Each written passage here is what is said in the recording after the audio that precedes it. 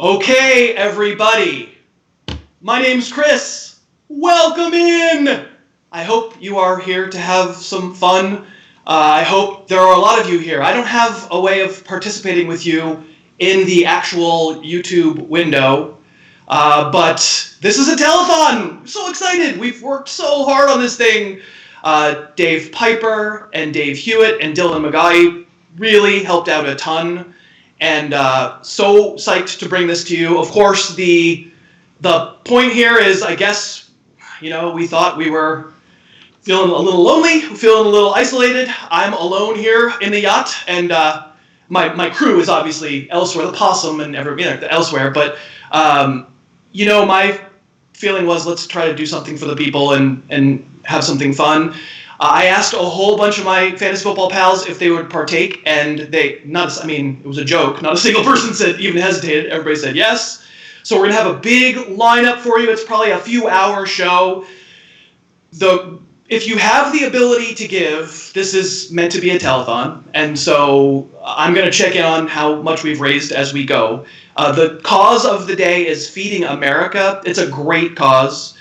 They are a manager of food banks. So if you've watched TV and you've seen all those drive-up food banks where people are waiting for hours to get in and get their boxes, that's Feeding America in part. And a fantastic cause. They have a COVID fund, and they also are producing prepackaged meals for seniors and for anybody who needs it.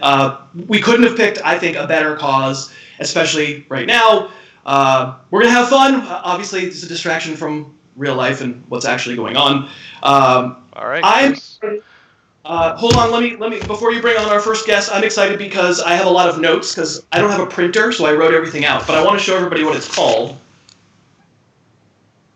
For people who are familiar with my podcast, this is the Fascist Notebook, and I am aware now that we have our first guest. And the voice from the sky is going to be Dave Piper. Dave Piper, do we have our first guest? Yes, we have our first guest, Liz Loza. There she is. It's Liz Loza. Hi, Liz. Hi, Chris. How are you? Thank you for having me. I mean, how lucky am I to kick things off? I love this idea. And you know what? Before we get started, a couple of things. I'm not eating pizza right now. I am drinking wine. I am not in bed. I put mascara on for you. And I would like to kick things off with a personal $100 donation to the cause. Thank you very much. And as you're about to learn, Liz Loza, you are going to your participation here is going to directly lead to more or less money being given. I'll explain why. No pressure, lady. Yeah, no pressure. But so Liz Loza from Yahoo, regular podcast guest. Everybody loves Liz. Did we decide whether you're allowed to swear? I mean, I think you said that S word was okay. What word? What word? The S word. No, what word though? Shit! Ah, we broke the seal. We did it. We broke the seal, Liz Loza. You swore. Not eating pizza in bed, but you did swear. Thank you for that. All right. So, how are you doing? How's your family doing? How are the kids doing? Are you crazy? It's crazy, but I am employed, and we are thankfully all healthy. So that is ahead of the game as far as I'm concerned. I appreciate you asking. My 6-year-old has taped magnet tiles with wheels on them to his feet and skated around the house, and my 3-year-old had a dream last night where it was a nightmare. This is a little weird. I don't know why I'm sharing it, but she had a nightmare asking me to help her find her eyeballs in her crib. And so that's where we're at. It's weird, right? I was like, wow, you're what? She was like, Mommy, help me find my eyeballs. And I was like, oh my God, it's 3 a.m. I'm not equipped. All right, so that's where we're at. I assume, but her eyeballs actually were attached though, right? Oh my God, yes, of course, yes. It was just a nightmare. I can't tell. Okay, so here's what we're going to do. I didn't mention it off the intro, but this is like a fantasy football telethon. We're calling it Together Alone, #quarantine telethon, whatever. There's going to be some football. We'll get to some football. Our next guests are going to have some football. There's not going to be that much football, I have to be honest. We're going to do a bunch of goofy stuff that hopefully you guys all watching find fun. And Liz is among the most fun people I know. And we are going to play off of something that she pulled on me back last summer on the podcast, where people might remember, unbeknownst to me, Liz came on the show, on podcast, and decided to give me the millennial quiz. Are you a millennial, right?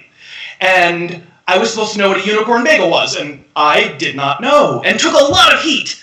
Because what am I, Liz? What am I? You're a Gen Xer. Oh, but that wasn't the impression. I mean, you're okay, boomer. I'm not a boomer. However, Liz is a millennial. An elder millennial, let's be real. We're going to give her the boomer quiz. We're going to give her a quiz of stuff that baby boomers should know. I actually have no idea how well you're going to do on this, but for every question you get right, that's $20 more that I have to give. Everyone I get right, you've got to give more. Correct. Okay, let's do it. All right, you ready? I've got them all in the fascist notebook here. Here we go. Okay. The NFL quarterback who appeared in a TV commercial wearing women's stockings was... Joe Montana. Oh, no! You had the first name right. I think we have a lot of boomers watching who are very angry with you right now. Joe Namath? Yes, but I'm afraid we can't. That's my money. We can't be giving away my money. Okay. Incorrect, Liz Loza. Incorrect. Number 2. The tagline in ads for Brill Cream was... What kind of cream is this for? What is this cream for your body? Brill Cream, is it shaped like Barbasol? Smoother than Joe Namath's legs. Smoother than... No, the tagline was, a little dab will do ya. Ever heard of that? Cream you eat. It's like sour cream? Like a cream you eat? Hair gel. Oh, Christ. Okay. All right, you're not going to get too many of these. This is great. This is so humiliating. I love it. This is too hard, but I'm going to ask anyway. Who was Chet Huntley's co-anchor on the news on NBC? Connie Chung. No, David Brinkley. These are boomer. Think boomer. I mean, okay. That's fine. Okay. She's married to Maury Povich. That's a deep trivia. Connie Chung and Maury Povich are married. Nothing? No. Okay. We're going to get this one. I think you're going to get this one. I saw a werewolf drinking a pina colada at Trader Vic's. His hair was... No! Standing on end? What is this? What are you doing? Oh my God. I hope people in the chat are typing what the answer to this is. Oh my God. Have you I know what Trader Vic's is. I have been to the Trader Vic's. I know how to make a Mai Tai. Werewolves are cool, but I don't understand what this jingle is. Have you ever heard this? I'll give you a hint. Have you ever heard the song Werewolves of London? Werewolves in London? Yes. It sounds like that Sweet Home Alabama song, too. Similar. Oh, and Kid Rock sampled the Werewolves in London in that Michigan song he sang about. You're such a millennial. So you don't know the lyrics to that song? Werewolf in London. I know that part. Yeah. All right. His hair was perfect. You looked in the window, but that's fine. That's fine. You got it. That's pathetic, but you got it. That's $20. It's $20. You cheated. I don't care. It's fine. Fair. I assume you feel bad though. I feel bad about what? I just gave $100. Like. All right. Number 5. In real, I didn't actually know the answer to this question, but great. But it's one you probably wouldn't know. So this is more of a logic question. In real 1970 dollars, what was the federal minimum wage? We'll say plus or minus $1. I'm gonna go with $6.18. It was $1.60. What? Which in today's dollars is $10.91. The minimum wage now is $15, though, right? Right. It was less. It was less nice then, but it was the equivalent of $10.91. Okay. I really thought 6. I was like lowballing. He's be like, no, it's like 7, Loza. Fine. All right. I don't know. Now I don't think you're gonna get any of these. Great. More than half of the U.S. population watched the landmark TV moment depicting a woman giving birth for the first time. Name the show. Or the person. I'm going to say Mia Farrow and Rosemary's Baby. No, it's a TV show. They didn't have movies at home then. This is boomer time. Mia Farrow's a boomer. Yes, they didn't have movies at home. This is okay. Murphy Brown. That's Gen X. This like 90s or something. One more guess. Lucille Ball. Correct. I will once again thank the posters and the. I know you didn't actually. I didn't see that. Nobody saw it. To be fair, Andy Behrens texted me his hair was perfect. So Andy. Behrens, stop it. Behrens is on the show later. Stop it, Behrens. All right. You're not going to know this one. Mitch Ryder's backup band was called what? Do I get to know what Mitch Ryder sang? Can you give me a Mitch Ryder single? You don't know a Mitch Ryder single? Devil with a Blue Dress. Oh, I do know that song. Hello, did skate programs to that. What is his backup band? Yep. The Trumpeteers. That is right. It's How did you get that? It's amazing. It is not the Trumpeteers. Mitch Ryder and the Detroit Wheels. Very boomer. Yeah, Detroit Wheels feels about right. Okay. Yeah. You'll wonder where the yellow went when you brush your teeth with... Polydent? Oh! No. It's close. You at least understood that I was trying to get to a rhyme, so your millennial brain works that well. Not charcoal toothpaste, apparently. It's still a brand.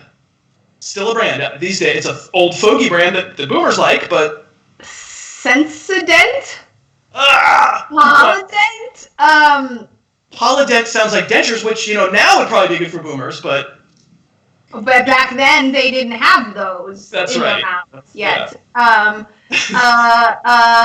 Listermint. Pepsodent. What the hell is Pepsodent? That's not a brand anymore. Still exists, absolutely. I guarantee you, Pepsodent still exists. All right. This is horrible. There's no chance. All right, so here's what we're gonna do on this one. This one I'm gonna throw open to the people watching. Do you have you don't have the YouTube window open, right? Because we would be echoing, I think. Right. I did. I was told not to. I was told only you. All right. So here's what we're gonna do. This one is, everyone can help Liz out with this one, everyone who's watching. Type it in the chat answer. Dave Hewitt will tell me who gets it right. Tell me what the answer is. I will text Dave Hewitt what the answer is. Dave Hewitt, thank you for moderating. I am texting him what the right answer is, because the Leave It to Beaver question, have you ever seen one episode of Leave It to Beaver in your entire life? Yeah, Nick at Night. Sure have. Okay, all right, well then you got a chance to get it, but you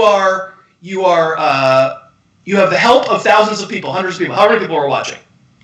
What was the name of the Beaver's best friend on Leave It? Eddie Haskell. Shut up! It's Eddie Haskell. No. Or is that Dennis the Menace? I think. No. Yeah.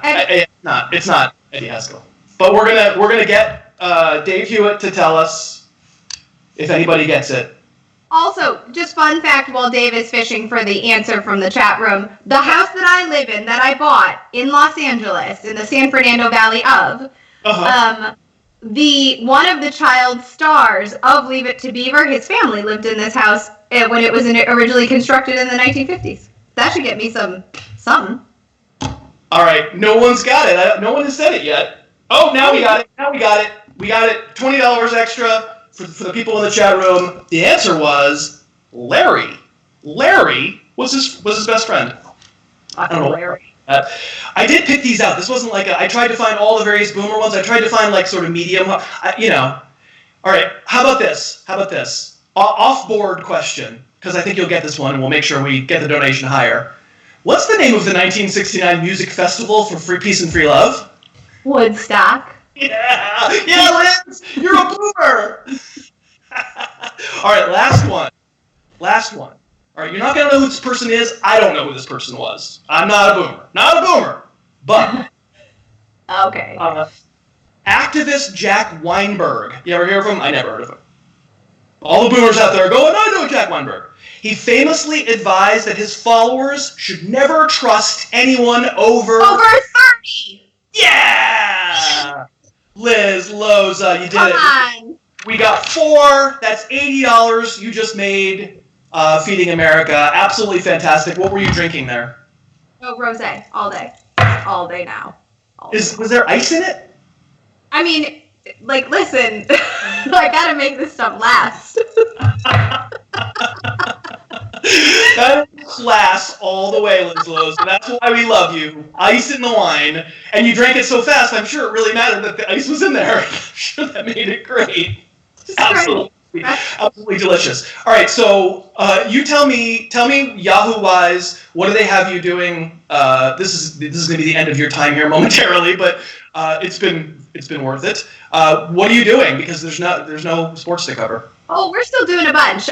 Number 1, the Yahoo Fantasy Football podcast with me and Matt Harmon is rolling out every Friday, and I excitedly started a new mini-pod series with Eric Edholm, who's our draft expert, and the first episode premiered this past Wednesday, so just yesterday, and that's called The Rookie Snapshot. We're doing video off of that, as well as an article in which I write a snapshot of each of the prospects we discussed. We're going position by position. We started with wide receivers, and finally, this is an exciting announcement, Yahoo Fantasy Football Game, which normally opens for mock drafts on the day of the NFL draft, April 23rd this year, is being kicked up early so people can begin mock drafting sooner now that we're all quarantined, and that will premiere or open up for mocking next week. I don't know the exact date, but anyone who's following our social channels at Yahoo Fantasy will be able to find out because it'll be tweeted out pretty soon.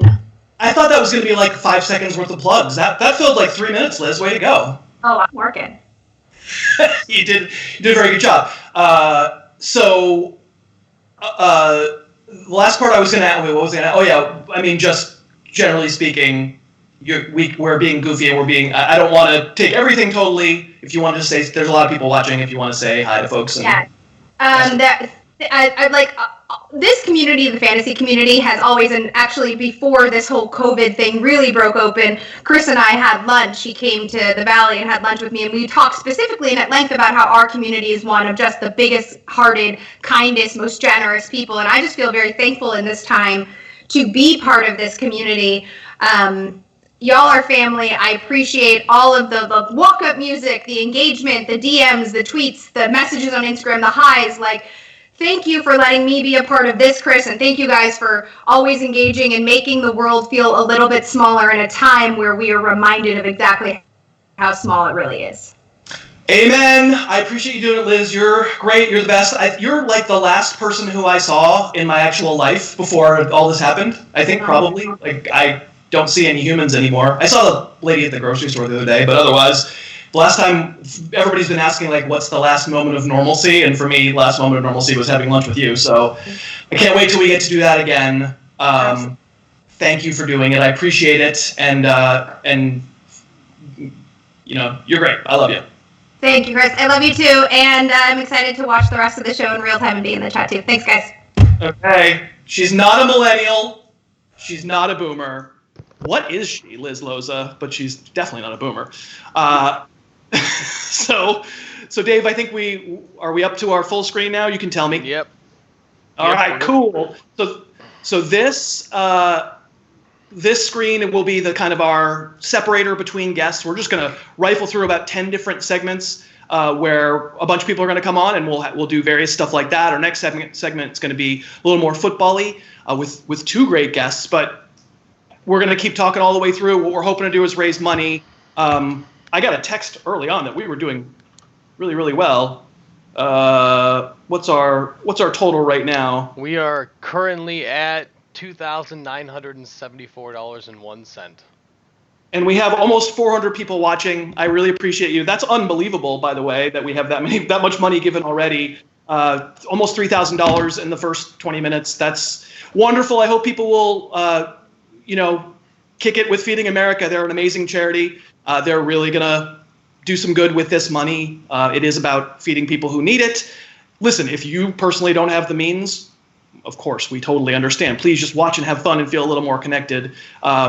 But if you do have the means, it would be wonderful if you could please give. You can find the link to give. I think you probably all have figured this out yet, but in the show notes below the video. There's at the very top, pinned to the top, there's a URL to give. If you're watching on mobile, you can double click on the video and you'll pop open the notes and you'll get the link. And you will be good. So we're about to have two guys come up on this particular program. Dave Piper, how we doing? Doing pretty good. Almost have everybody in. Okay, cool. So we're about to have Jake Ciely from The Athletic, Sig Bloom from Football Guys. We're actually going to talk fantasy. We're going to mix in football and not football as we go. And we thought we would talk about kind of the major free agent stories for 20 minutes or so, and stuff that I've done on my podcast and these gentlemen have done their podcasts, but that's fine. It's fun. It's good. We can have some debates about the players who have changed teams. How we doing, Dave? All right, we got everybody ready to go. Thank you, Dave Piper, the voice from the sky. And there's everybody. Jake Ciely, hello. How's it going, Chris? It's going good. Sig Bloom, hi. Good evening. Thanks for being here, you guys. We're obviously, you guys are in far-flung locales. Jake is in Virginia. You're in Virginia, right, Jake?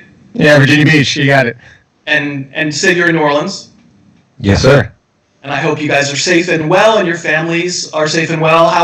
I'll just quickly ask Sig, like, you good? You okay? Family okay? Everything good? Yeah, we're good. I mean, I think that those of us that are still intact at this point made it through the scariest, the biggest unknown part, and now we can take precautions and look out for each other like we're doing right now.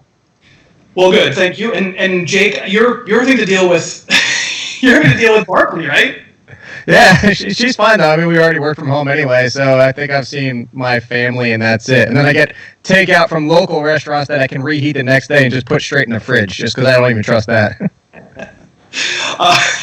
That's not a terrible policy. All right, so the idea that we had was maybe we'd just go back and forth, and I would ask you some questions, just what you think about some of these guys changing teams. I have the list of topics that I was going to ask you. Sig, I'll start out with you.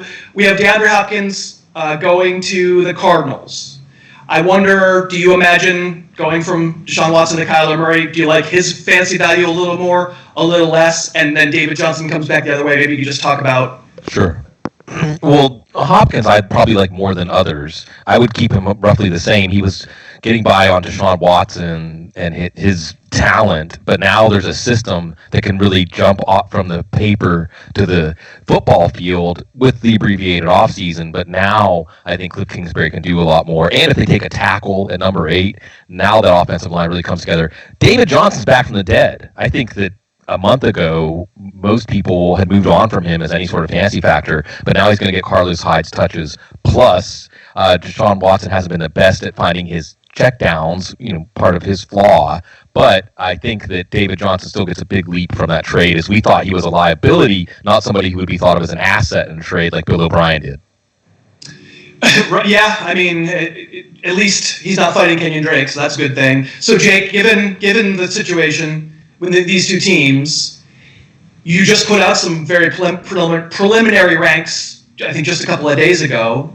So where are you leaning between these two quarterbacks? It seems laughable that we would have had this conversation even just like a month ago, but we're talking Deshaun Watson, Kyler Murray. Who do you think is more draftable? Granted, Houston might take a receiver. Like, a lot of stuff could change right now. Yeah, I honestly, if they even do take a receiver, I would still take Kyler Murray before Watson. And I know we're talking like 3, 4, 5 in the rankings type situation, so it's 1, 2 spots at the most. But you're talking about the rushing upside is what's vaulted Kyler Murray to begin with, where he finished as a rookie, whereas upside now with Hopkins there, he's got the great arm to connect with Hopkins. So I'm not concerned about Hopkins' value, and a lot of people push back. I have him at number 3 at wide receiver right now. But for that sake, I mean, we're talking about a rookie. Whatever Will Fuller is, Kenny Stills, and all the rest of it, it's not going to equal what Murray has now, and Murray already had the rushing floor. I mean, they certainly both have a lot of rushing, right? I haven't really made up my mind yet. I sort of do want to see what happens after the draft, but I think it's totally arguable that it would be that. So, Jake, I'm going to go on to the next guy. Todd Gurley goes to the Falcons. What do you think? Well, it's a great landing spot. I mean, the backfield's his. I mean, we're not going to see much of Ito Smith or Kadri Olsen or whatever you want back there. Are his days of 25 touches a week probably gone? Yes, if the Falcons are smart, but I thought it was a very smart signing by them. If he's 90% of what Todd Gurley used to be in that backfield, the rushing attempts actually inside the red zone, inside the 10, inside the 5 aren't too dissimilar from the Rams, where even last year, he didn't have the yards, but he scored a bunch of touchdowns. I think Todd Gurley has top 15 upside, but I don't want to draft him as that. I think that you have to draft him as a mid-low RB2 for the risk to be involved because, we could get, 5 games out of him and never know what's going to happen this season. He didn't look like he was running hurt last year to me, but I guess he was hurt. The team that knows him best, right? I'll ask the same question for a different player, to Sig, which is essentially the Melvin Gordon question. It's so funny. These two running backs, Gordon and Gurley, are just hated in several quarters in this world, and I kind of don't understand why. They feel like they've been pretty good players. But so Melvin Gordon goes from the Chargers to the Broncos. What do you think? Maybe not as valuable as he was with Phillip Rivers, but I think Pat Shermer's going to make him one of the centerpieces of a safe passing game with Drew Lock. He's going to get the goal line touches. So his value will be roughly the same. And I think if we were looking at a Gordon versus Gurley proposition, I would take Gordon as long as they were going within a round of each other because I think he has a higher upside, as you alluded to with Gurley. We just know that the Rams weren't telling us the truth about his knee, and you have to wonder if the Falcons will be forthcoming on a week-to-week basis. So, do you have Philip Lindsay concerns? People are going to hear that and say, "Well, don't you understand? Lindsay's going to take touches." No, you're right. And Lindsay's going to get his 8, 10, 12 touches. And Lindsay's going to be a player that, remember, Gordon's durability history wasn't exactly spotless up until a year or two ago. So Lindsay could be a player who matters, but for now, going into the season, I think he's just a boombox, what I would call what the heck flex. But he has so much ability, and it just seems like it's not Philip Lindsay if he's not having to fight uphill, swim upstream to get recognized. Right. So, Jake, same question for you. Between those two running backs who changed team, Gurley, Gordon, who deserves to be ranked higher? Yeah, the upside of Gurley is higher. We know the ceiling is higher. The backfield is his, but I would take Gordon before I took Gurley, certainly. I think if you look at Gordon, once he was quote-unquote back and going through his preseason about middle of the way, once he had a few games under his belt, for the rest of the season, on a points per game and the total points, it was 9th for him, and it was 12th or 13th, depending on your league, for Eckler.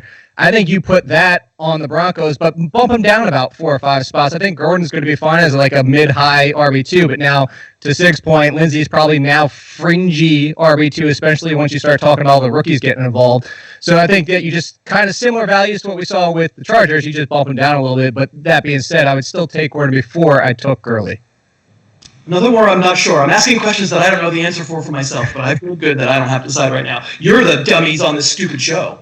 I'm asking the questions. So, Sig, Tom Brady goes to the Buccaneers. Just from an NFL, just from an NFL team building, and that's going to lead to the fantasy stuff. But just from an NFL perspective, what do you think? What do you think that? It's a dumb question. What do you think that does to the offense? But maybe it's not so. Maybe it's sort of sneaky, not so dumb. No, it's not, because what schemes Bruce Arians have rolled out there for guys like Ben Roethlisberger, Andrew Luck, Jameis Winston, this is not the scheme for Tom Brady. And I think the two of them are going to have to come together, and Brady almost in a quasi-offensive coordinator role to find plays. And you really, what I would want to see is Brady and Chris Godwin working together, because it's that chemistry. Remember, a lot of what Brady did in New England was on option routes, so he and Julian Edelman would be able to be on the same page and react to the same visual information and anticipate each other's reactions.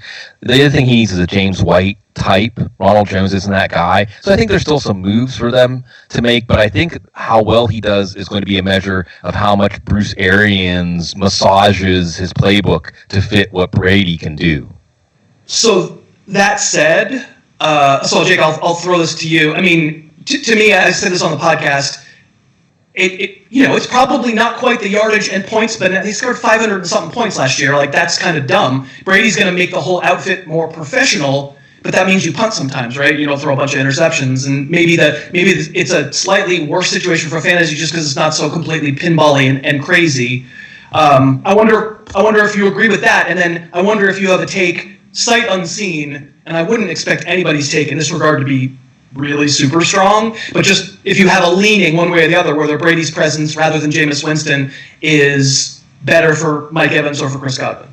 Yeah, so to Sig's point, I actually don't think there's much of a decrease for Godwin. I think the little bit of the decrease comes down to Mike Evans being possibly top 10, both of them possibly finishing top 10 with Jameis Winston over a full season, and now Mike Evans kind of gets bumped out a little bit, maybe down more like the Allen Robinson, Keenan Allen concern range. But to the point of the Tom Brady in this offense, like, he doesn't need to be Jameis Winston, and he's not going to be Jameis Winston because he's not going to throw for 5,000 yards. And to your point, what you said, it's the fewer turnovers. But on the positive side of it, I certainly could see Tom Brady throwing for more touchdowns with that receiving core. I could see him hitting 35 next year, and he's done it before. And Tom Brady, if you want to talk about him for fantasy purposes, nobody's taken him as a QB1. He finished QB12 last year. He can finish as a QB1 again this year with that offense. So I think it just becomes a more efficient offense. The touchdown should still be fine, and he'll throw for 300 yards or something like that. But like you said, I think Godwin's the one that stays steady. I'm a little bit more concerned about Evans. So, Sig, do you agree with that point? Would you say Godwin right now ranked ahead of Evans? Absolutely. And I think Evans it's the same concerns I had about N'Keal Harry whenever they drafted him last year. Brady at this point in his career, I just don't think is a throw 50-50 balls, throw a receiver open. And what's the beat we keep hitting here? A safer offense, taking care of the ball. Todd Bowles, defense, hopefully doing some of the heavy lifting for this team to get W's. So I do think that there won't be as many of those throws where the YOLO throws to Mike Evans that he was getting last year. And O.J. Howard's an interesting name here, but again, you can hear Bruce Arians, if you dissect what Bruce Arians saying, well, something like O.J. Howard should be thrilled or something to that effect. The idea being that it's still up to O.J. Howard. He hasn't gotten traded yet. Still up to O.J. Howard to figure this out. If he does, maybe there'll be a role for him better than what he had last year. So we talked about Brady. I just figured I'd show folks that I actually do have New England Patriot footy pajamas. These are sent to me by a listener of the show. So these are the actual Patriot footy pajamas, and was I ever going to do the show in them? I was not. Okay, Jake, Stefon Diggs goes to Buffalo. It's funny, like I think you'd say your immediate reaction is it's outdoors, it's cold, it's windy, Josh Allen's not accurate, I'm scared to death of this. But I think there's a way for Stefon Diggs to still be really good. I think he still could be really good, but I see this more as a boon for Josh Allen being cemented inside the top 10. I mean, he was going to be inside the top 10, but there's some hesitations, especially if Jameis Winston ended up in a favorable situation, which doesn't look like it's going to happen at this point. But you might have other options where you say, all right, Josh Allen, I think this just locks him in, because what I think you and I talked about on your show, what they're doing with what Cam Newton did late in his career with the Panthers, instead of giving these giant 6'4" guys and saying, oh, well, he can just get it into their catch radius. That's not what you want with an inaccurate passer. You want somebody who finds the space and gets open. And that's what's been working so well for Josh Allen last year. That being said, the inaccuracy, we're talking about going from 69% of Kirk Cousins to under 60% for Josh Allen. So Stefon Diggs last year as a mid-wide receiver too, I think that's kind of the ceiling. I think he needs to stay in that range, as much as I don't think it's going to be the weather or playing outside or Josh Allen. He's not going to get killed out there, but I don't think he's going to improve in Buffalo at all. I just remember a lot of long throws by Kirk Cousins that had no chance that Diggs was open, and I go, oh, I feel like there's a chance that could yeah, but wide receivers, kind of a mess. I think it's hard to imagine Diggs supersedes the mess as a result of playing with Josh Allen. That is fair. So that said, Sig, let's say the Vikings take a receiver, or find a receiver. So they have to find another receiver, I think. But it's going to be someone not as good as Adam Thielen, and Kirk Cousins has liked to throw to healthy Adam Thielen in the past. So I'll do the dumb comparison where you are right now, Diggs or Thielen. Thielen, and it's a pretty wide margin, because I think Jake hit the nail on the head that this is great for the offense, which means it's great for Josh Allen. How long before Diggs is frustrated, even just because he's not the man, because he wasn't the man, and he's not going to be the man in Buffalo either. But as far as the team in a Super Bowl window really going for it, you understand the move. You like the move that Brandon Beane made, but it's far from an ideal fantasy situation where Adam Thielen, if he stays healthy, can catch 120 balls, 125 balls, and then Irv Smith would be the guy, no matter who they draft at receiver, and they will probably take a receiver in the first. Irv Smith's the guy I'm most interested in as the second option in that pass offense. I wish they would just not have Kyle Rudolph on the roster. That would be lovely that would just clear things up for me so much. Last topic for you guys. Jake, I'll throw it to you first. I definitely haven't been asked about a player more this offseason, especially since Melvin Gordon left, than Austin Eckler. And I know what the answer to this question would have been if I could count 2019 stats in 2020, but I don't think they let me do that. So for you, in a PPR league, Austin Eckler, maybe the Chargers take a running back. My tendency would be to think it's probably not going to happen the first, whatever they are, first 5, 6, 7, whatever picks they are. So it's probably not going to be one of the huge names. So let's say it's not a huge rookie running back there for the Chargers. Austin Eckler in a PPR is he a first-round pick? I still want to go first-round pick. No, I put him fringe RB1. Also, just basically, even at full-point PPR, I just don't like relying on somebody who might get 5 carries this week. And then might see now, this could all change. To your point, it's going to be, and I hate to kind of put that like, we'll have to see what happens in the draft. If they draft, there's some big running backs in this draft. They're not going to draft A.J. Dillon, I don't think. But if they draft somebody who's going to step into that role, like I thought they might sign Jordan Howard, then I wouldn't even consider him like fringe RB1. But, as of today, if we're playing that game, I think he's in a conversation, but I wouldn't take him in the first round.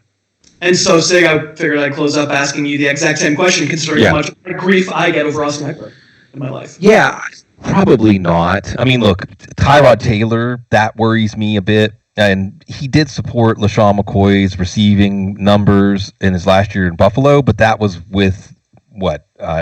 Who were the receivers at that point for the Bills? With Mike. Yeah, Zay Jones as a rookie. But you have Mike Williams, you have Keenan Allen, you have Hunter Henry, and you also have Anthony Lynn saying things like, I just want a quarterback to take care of the ball, keep the game close. This sounds like harkening back to Herm Edwards. If a drive ends in a kick, it's a good drive. So I'm worried about this being a boring team for offense with those 3 other mouths to feed in the passing game and what should be like a 25 attempt passing game per week. I'd be worried about Austin Eckler. I'd be looking at Nyheim Hines, who they hopefully turn into Eckler with the Colts. Sure, that would be lovely. I would be 2 years too late on it, but I would be smart in arrears. People could just associate my name generally with him. That would be great if he, because that's not what I'm going to say in 2020, but it sure is what I said in 2019. Your point is so well made because in the end, we're not great at anticipating which the super explosive or super disappointing offenses are going to be. We miss all the time, but by the same token, you look at that Charger offense and you go, whew, they have a long way to go to prove. They could prove. They absolutely could prove. But they need to, you want players on good offenses, even pretty good players like Austin Eckler. All right, guys. Well, thank you for joining us on this magical mystery tour of surveying the world's favorite fantasy football experts. So, Jake, what are you doing with The Athletic in the offseason? You're doing like 8 podcasts right now. No, it's actually slimmed down because there's no sports going on, so it's only football right now. So it's only once a week, but I appreciate that. I said the throwback, mine I kind of put on hiatus, partly because, to answer your question first, I just released my top 88 rookies for the NFL draft, and the skill position only. So that's out there on The Athletic. Plus, it's 90 days free right now because they're not charging because there is no sports. There you go. And so, Sig, I'm less familiar with what football guys are doing. You guys are definitely doing podcasts. What else? Yeah, podcasts, and we've got a lot of off-season content. Matt Waldman, you can catch some of the RSP that he's put out there for free to see what you can get from that classic tome. I think 1,600 pages. We all need something to pass the time. And then we'll be live for the draft for the first round. I'll be putting out the Bloom 100 soon here, and absolutely, we're the perfect people to get everybody through this because we know how to distract. We know how to cope with things we don't want to think about or deal with. We've been mastering this all along. This is our moment. All of our lives. And I should mention Matt Waldman is going to be the guest on my podcast next week. We're going to talk about all the rookie wide receivers. So much love to Matt and the rookie scouting portfolio because it's kind of the Bible. It's pretty damn good. Thank you guys so much for participating. You guys didn't even hesitate when I asked. It means a lot to me. And we're going to keep raising money. I'm told as of right now, we've raised over $4,800 already. It's pretty great. Yeah. That's awesome. Yeah. Thanks, gents. Thank you again very much. All right, yeah, Chris. Just like you said, we're at $4,952 right now. So And Dave Hewitt just texted me that we have over 425 people watching, so that's awesome. If you're just joining the stream, we would love to have your contribution. If you don't have the means right now, it's absolutely fine. Please don't even think about it. We get it. If you do have the means, be lovely. Feeding America is a fantastic organization. I'll briefly mention again, you've seen those lines of cars that are lined up at food banks. I mean, that's what Feeding America does. They take care of people. So your money's going to go to a great place. And, we were thrilled to be able to work with them. And we will have donations riding in the balance of a couple other segments as we keep going along here. There's a little more trivia coming your way, and that'll be pretty fun. The next guest for this particular telethon, I mean, I guess if you've never listened to my podcast, he might need an introduction. But if you have listened to my podcast, I'm pretty sure you're not going to need one. And in some cases, this might be the first time you've ever actually seen him when he's talking, and it might be startling. And there's a chance you're going to be startled. Are we up? Are we good? And he's ready to go. Here he is. It's Cousin Josh. How are you, Cousin Josh? Chris, I'm doing absolutely amazing. You look wonderful. This is a great time to speak with you. We finally get to do it face-to-face, live, in front of the camera. This is great. It's the best thing that's ever happened. So you're in Brooklyn. You are ensconced with your lovely wife, and you guys have not left the apartment in how long? I go out for some food, maybe a run, but it's been about 3.5 weeks. Yeah, and same with me here in Los Angeles, and I'm glad you're doing okay. Aunt Nora's doing okay? Yep, everyone's doing well. The wife's well. My mom's doing well. I'm doing well, I guess, as good as it could be, and keeping in touch with friends and family, and looking to support the local places, bars, restaurants around here. But doing well. Can I get a little Aunt Nora about what her current situation is like? I mean, it's tough. I don't have the dog anymore. The foods, I make do. They can bring some things. The neighbors come by. I hope she's not watching. My mom is, though. I'm going to get texts. There's no question about it. My mom's not going to be pleased with that impersonation, but I'm going to say that about 500 people just got a nice laugh. Okay, so we're going to be all over the map on this telethon. We've done some football. When we texted about your segment, you were like, "Do I have to do football?" And I was like, "Not really," because let's face it, in the off season, you need a break from football a little bit, right? I do. I'm very into pop culture, my music, my TV shows. I watch probably 3-4 hours of TV and movies a day. That's probably not your typical habit, but right now that's what you're doing. Yeah. So first of all, we have to do this. Tell everybody what you're watching, the TV show, the Netflix show. Go ahead. You're talking about Tiger King? I sure am. Yeah. I think I'm watching along with everybody else in the universe, probably besides you. I like to get involved with pop culture phenomenon. I know that you're like, Tiger what? But I think most people at least watch that. I know that a lot of my friends don't think it's great, but I will say it's great entertainment. 7 episodes, get into bed, put it on, it's wonderful. So you can tell people what it's about. It's basically about a bunch of different people who, I guess, own big cats, and there's potentially murder involved. There's so many layers of it. There's everything from murder to polygamy to big cats, which is amazing, which is lions, tigers, ligers, and I guess... Ligers. I didn't know ligers were a thing. They are a thing. Well, now I know. Yeah.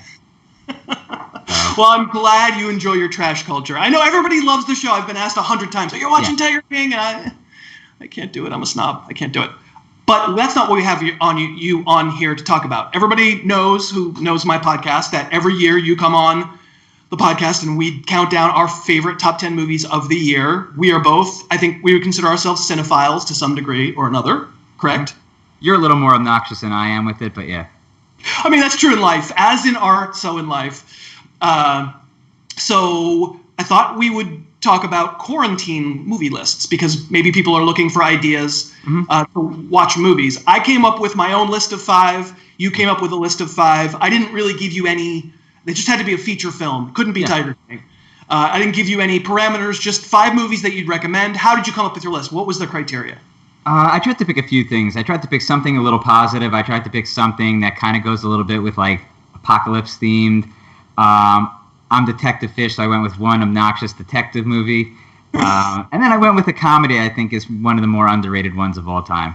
A little All right, nice so mix. The thing that binds them all together is just 5 recommendations that you think people, if they haven't seen, they would enjoy during quarantine. Yeah, and I'll give you a reason why I picked it also. Okay. All right. So go ahead and give me your. I don't know. We're not counting them down. Just No, first one. I'll give you my first. I figured I'd come out, because I'm wearing the pin. 1989 masterpiece, if you guys can see that, my Weekend at Bernie's pin, which I believe is probably one of the most underrated movies of all time from 1989. The first half, 45 minutes from when they start in Manhattan to when they get to Bernie's house and the first party, I think is probably the greatest comedy of the last 30 years, that first half. Second half of the movie. Is it more than 30 years ago? I don't know. It's 1989. Yeah, so it's more than 30 years ago. Yeah. I assume most people probably have seen this cult classic with Andrew McCarthy, Jonathan Silverman, about these Liz two schmuck. Liz has no idea what you're talking about. All right, well, it's about 2 schmuck employees who pretty much, as they say, these schmucks, find out their boss is dead when they've been invited to his beach house for the weekend. The unintentional comedy is off the charts. It's everything from the lines they say like cream brulee, which I don't even know if that was intentional when they said it, to the Wall Streeters wearing suits paired with shorts in the summertime. It's my go-to movie I watch with Jordan when I get into bed at night and we have nothing better to do, which can't get into too many details there. I will also say a quick fact. My old roommate, whose guts I hate, had an autographed photo of the female lead, Gwen. So this movie also has another special meaning to me. And, of course, you get incredible beach attire. So Weekend at Bernie's, 1989, my first pick, an unbelievable comedy. All right, so I'll tell you what my theme was. Everybody's drinking on the show. I should be later. I'll drink on the show. I gotta have my wits about me. My theme was I was only going to pick things that were 40 years old or older.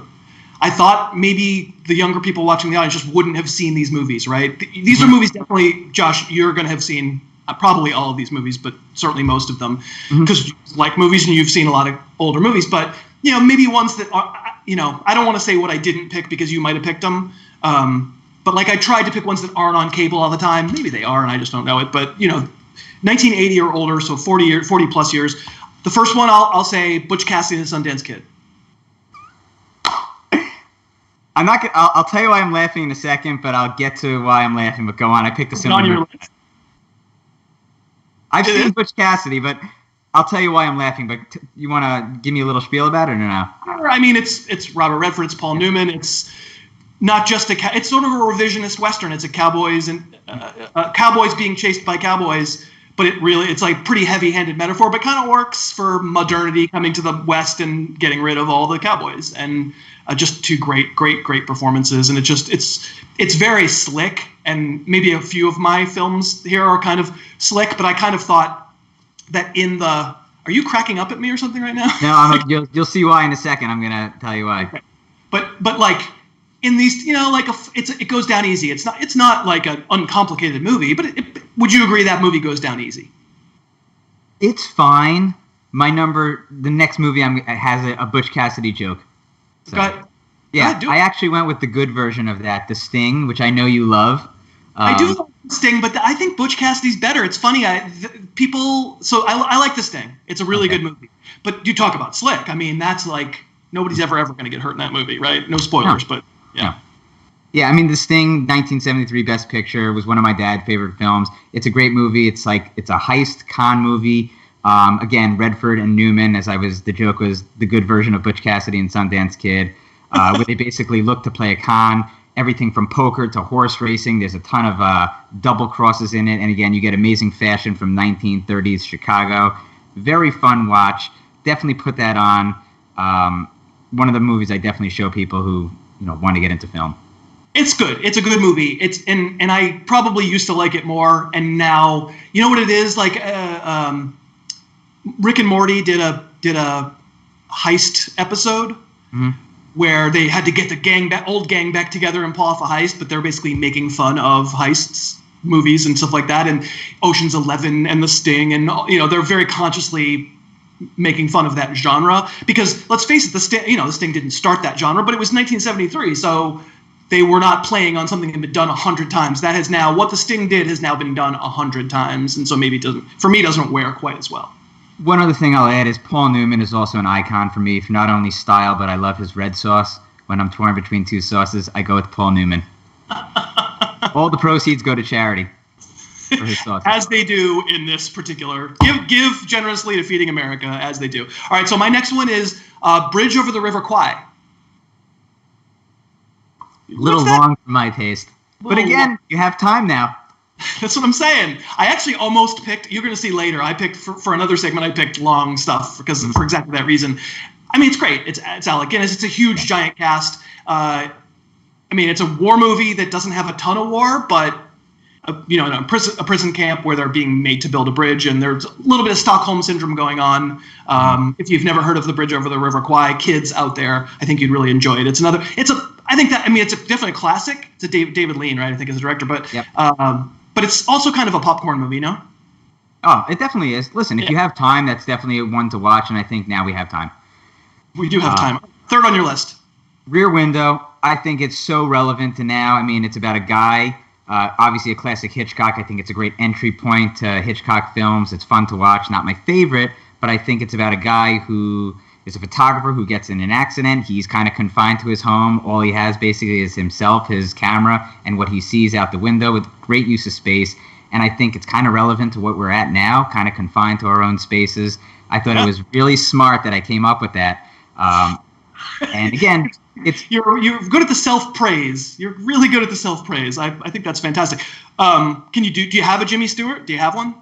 Oh, I don't know. I'd have never really done a Jimmy Stewart. How was that? Bad? I'm sure the fans will tell me it was awful. At Detective Fish, Fisch, let him know about his Jimmy Stewart impersonation. My third on my list, I have A Clockwork Orange. Mm-hmm. Stanley Kubrick. It's a classic. Great. I sort of don't think that kids have seen that movie. Do you? Am I wrong about that? I think some people have read the book, probably in English class, and some people have seen it, but I think it's definitely one that people should probably see. If not, I'd say some of the population has seen it. Yeah, I mean,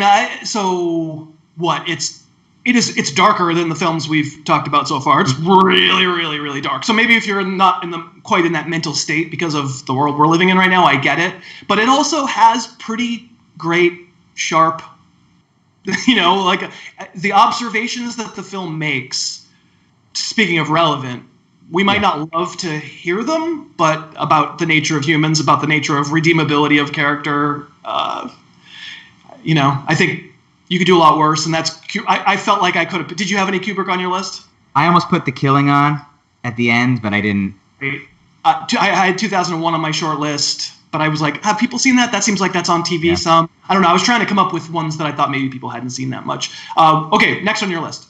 I had to put some sort of apocalypse movie on here. I went with 28 Days Later, and the reason why I went with that is this past weekend I had driven into Manhattan to drop something off at one of my friend's apartment, my friend Craig, just some liquor he couldn't have access to, and I went down the FDR into Manhattan through Times Square, and there was not a soul there. There was not a car, there were not people, and it just reminded me so much of the opening scenes in 28 Days Later in London, which is one of these movies where like a chimp gets loose in London and infects a bunch of the population, and a man wakes up from a coma 28 days later and just finds a desolate London, and kind of it's really like a human survival piece, but it's really well done. It's one of my favorite zombie movies, even though I think people will probably give me crap for that since it's fast zombies. But I think it's terrifying, it's disturbing. The last 20 minutes is not so great, but I think leading up to that is just a phenomenal movie. So I wasn't going to pick this because it's in the 2000s, but when you said apocalypse movie, I thought for sure you're going to do Children of Men. You love that movie. I like it. I probably need to rewatch it. I don't love it. I like it a lot, but I probably need to do a rewatch. I did think about it. Okay. I rewatched because we're tossing around the idea of doing a podcast for the best movies of the 2000s. Mm-hmm. And so I've just a little bit as we go here and there, I've been rewatching some of these movies from like 15, 20 years ago. And I rewatched Children of Men this summer. And I texted you, my reaction was what? I think you said, wow, this really holds up. It's really, really well done. You should watch it again. Yeah, it's good. It's really good. There are some people who say best movie the last 20 years, bar none, and I would say it's not maybe on that level for me, but it definitely really does hold up. All right, so fourth on my list, another 70s sort of, what do they call the wild Hollywood, Bonnie and Clyde. I like Bonnie and Clyde. I like that more than Butch Cassidy. I think I like Butch Cassidy more. Bonnie and Clyde, I think they share a slickness to them that some movie critics just don't like. It's, a lot of the more punk aesthetic of the 80s and the 90s. Indie filmmaking was a reaction against the beautiful people doing beautiful things and beautiful things happening to them even when they're not that beautiful, if you know what I mean, in regards to Bonnie and Clyde. I just think, it's a really, really fun story. You're rooting for these anti-heroes.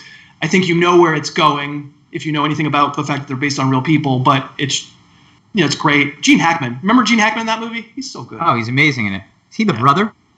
Yeah, fantastic. Part of the gang, indeed. All right, we're down to one more apiece. Okay. I mean, my name's Detective Fish, and as much as I wanted to put Clue on here, which I think people probably expected. I expected it. How are you not recommending Clue? How is this George happening? goes, I assume you're doing Clue, and I'm just like, everyone knows that, but I had to go with a detective movie, and I wanted to go with something that a bunch of people may not have seen. So I went with Out of the Past, 1947, Robert Mitchum movie. I love it. It's one of my favorite of that film noir era, along with A Double Indemnity. But it's a great example, I think, of that noir femme fatale, the man who, lets the woman foil him. It's told the first half in complete flashback. It's about a private eye who's kind of hung him up, but he's drawn back into his past by a mobster played by Kirk Douglas. It's got amazing one-liners, great dialogue. It's got everything. Like, the lighting's amazing, cinematography. It's such an underrated movie. I think, cinephiles and cinema buffs will probably know about it, but if you haven't, I think that's one to definitely look up, and probably the one that I'm going to force my wife to watch during this time. Your wife hadn't ever seen The Godfather until a couple of weeks ago. Yeah, that was going to be on this list, and she loves it, and because you have a ton of time, and those are 3-hour movies, and she's like, when are we watching the second one? I love this Corleone family. Can't believe, how did she get through that? How did she get through 24 years of living and not see The Godfather? I was like, well, now's the time we're doing this. Did she like, you have to tell her later that I said she was 24 years old. Yeah. All right, lastly, probably don't have a choice. I have to put this on. I just think there are a lot of people. What's that? Chinatown. Yeah. So he knows me pretty well. It's my favorite movie, I would say. Ask me on a given day, I might say something else, but the movie I wrote a paper on it in grad school, like a big project, like a 30-page paper on it, breaking it down frame by frame. It's Chinatown. Again, I think we both were trying to come up with movies that, sure, many people will have seen. Are you applauding? Yeah, it's an amazing movie. Okay. But we're trying to come up with movies that people, there are a lot of people watching, and there are a lot of people who are going to have seen Chinatown. But what percentage of people under 30 do you think have seen Chinatown? 15%. Yeah, I don't think very many. It's Jack Nicholson. It's it's Out of the Past turned on its head. It's the neo-noir. It's what begins the revisionist detective story. Maybe not begins, but it's one of the first revisionist detective stories. It's greatest screenplay ever written and one of the greatest films ever made. And if you haven't seen it, you really should see it. All right, Cousin Josh, we did it. We made it through. People need to realize I'm just checking my phone because we have the planes lined up to take off, 20 minutes per guest. So we did it, Cousin Josh. I hope you and George stay very, very safe. And can you could give a little inside baseball and tell people what it was like to talk to me on the phone that weekend when you weren't quarantining and I was? What was that like? You were a lot more concerned, I think, than I was, and I was going out for runs, doing pull-ups in jungle gyms around the street, and you're like, do not go out, do not do this. If I were you, lock yourself in your room. Like, I will send you goods. Do you need it? And I'm like, no, I think I'll be okay. And then just Brooklyn and New York City area just turned into a nightmare really quick. Right. It is a nightmare, and it's funny just because you're such a moron, and I was trying to save your life. Yeah. But yeah, it's not. You're I think the only person I'm going to be talking to in this whole telethon who's actually in New York. Yeah. And it's very much not good. I've had a couple of friends pass away in New York, and it is not good and it's not funny. And you're a very good man for coming on and doing this. I hope if people want to follow Josh on Twitter, do it. Detective Fish, Fisch. Tell him now that you've seen his face for the first time. Tell him how handsome he is. And tell him what a good man for doing this. You did it. You can go to sleep now. Thank you.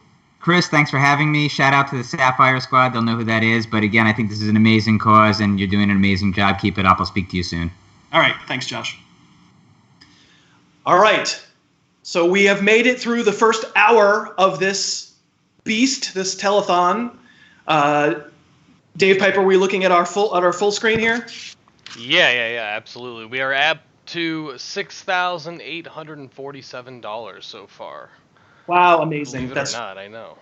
Absolutely fantastic. Thank you, everybody. If you're just joining us and you're looking for how to give to Feeding America, there's a link that's in the show notes. If you just scroll down from the video, you'll see the show notes that Dave Hewitt has laid down there. There's a link. You can go to Feeding America, and it's a great cause. I'll just mention again, food banks, right? If you're giving money, you're giving food to people who need it. And if you don't have the means, we totally understand. Of course, we just hope you're having fun with this ridiculousness. We're kind of going back and forth between football topics and non-football topics. There's going to be more football coming up here right now with our really good friend Brett Coleman, and then we'll have lots more pop culture stuff as the event continues. All right, we're ready to go with Brett. Brett Coleman, how are you? I'm doing wonderful. Thanks for having me on. Of course. Thank you so much. You're a fellow Angelino like Liz. You're down in Orange County. How is everything where you are? Are you okay? I mean, we're fine. Luckily, we've been very, very lucky this week because I had a family member who had to get a emergency quintuple bypass surgery in the middle of all this, and they had to send him home after 2 days to free up beds. So it's been a wild week, but luckily we're fine. Everybody's doing okay. You know, we're shopping for them to make sure they don't have to go out into the wild. But yeah, it's been a crazy week, but this is a really good thing you're doing here. Oh, well, thanks. Best to them, best to everybody. You guys are locked away. Los Angeles has been locked away for a few weeks now. Is your camera going? Is Dave Piper? Is his camera going on and off? Yeah, we were doing that during the tech check, and we're looking after it right now.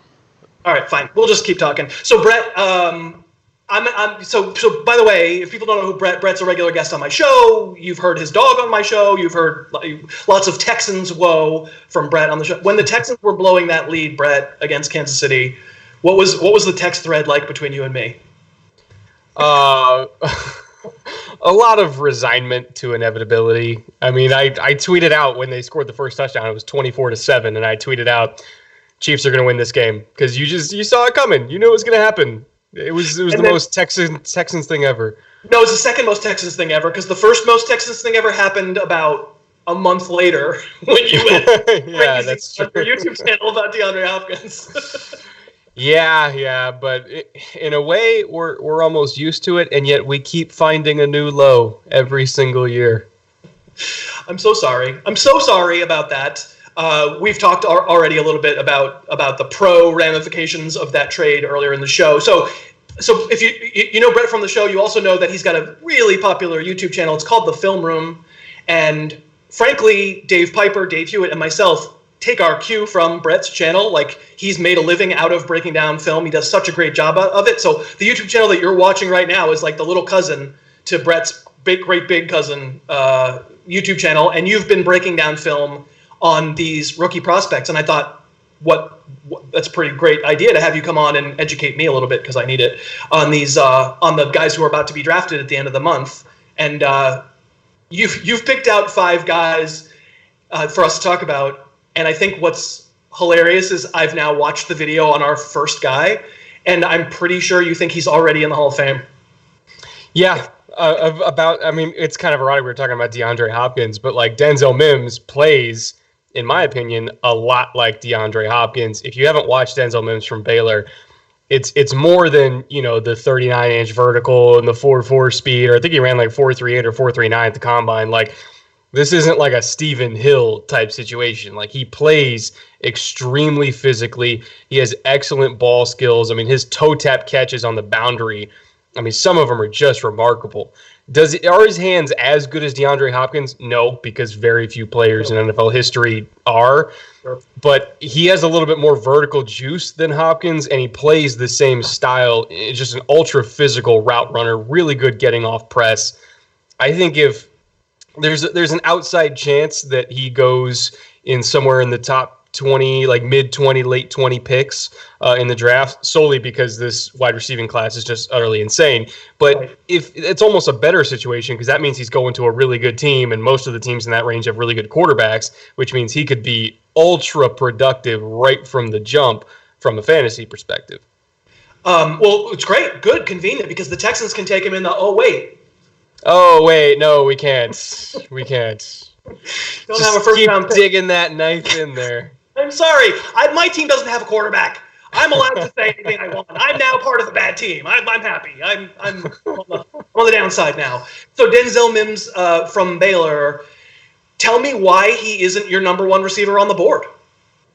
Solely because the top three in front of him are just outrageous. I mean, Jerry Jeudy kind of speaks for himself. A lot of people compare him to Marvin Harrison just because he's such a dynamic route runner.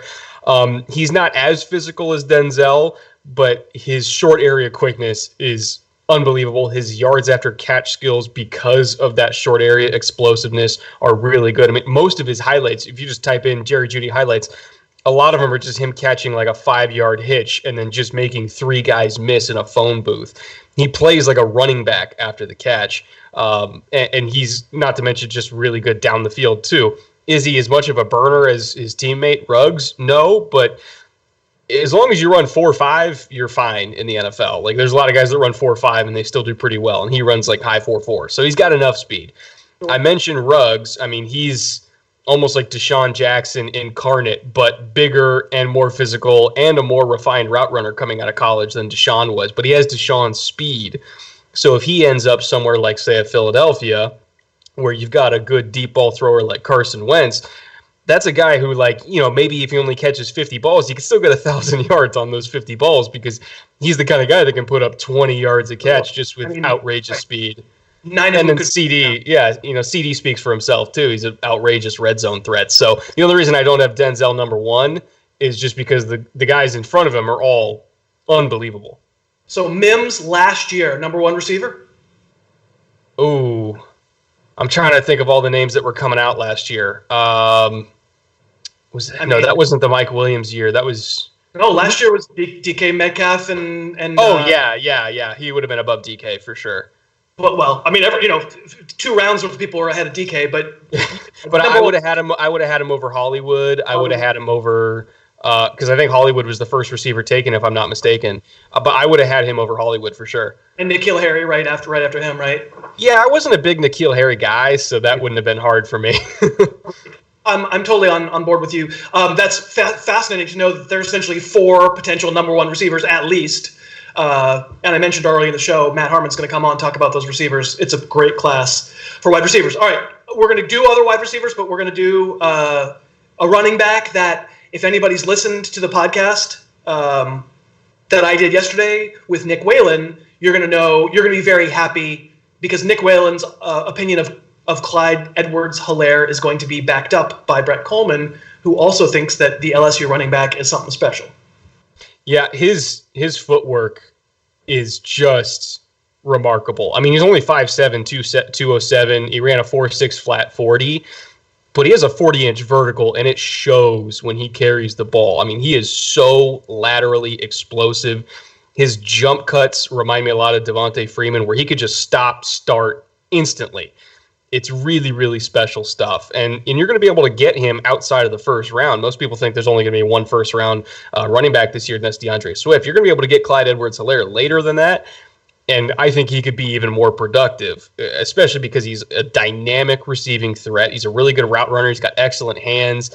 He's physical after the catch. I mean, he doesn't just kind of catch flat routes and run out of bounds. Like, he looks for work after the catch.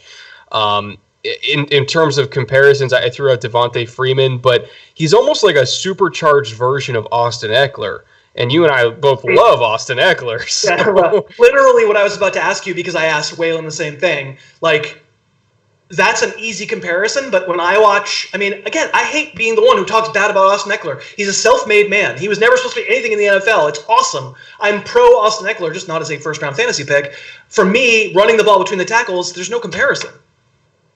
No, I would say Edwards-Helaire is better between the tackles. I mean, he played the Mark Ingram role and the Alvin Kamara role in that offense, and LSU ran the actual Saints offense, and Edwards-Helaire never came off the field. This wasn't like he's our third down back or he's an early down back. He was the every down back. He did everything for them. Again, I mean, he's like just a little ball of butcher knives in between the tackles, like you said. He's got a real stocky frame. He holds up to contact well. He does everything. You love Devin Singletary like he's your own child. Yes. Yes, I do. And maybe that would be the comparison? In terms of contact, balance, stature, yeah, I can 100% see that. I think he's more shifty than Singletary, but he still has that contact balance. Yeah. So I think he's an easy second-round pick all day long and a highly productive one at that. It's interesting to me that you think you're positive that Swift goes and Taylor doesn't in the first round, Jonathan Taylor.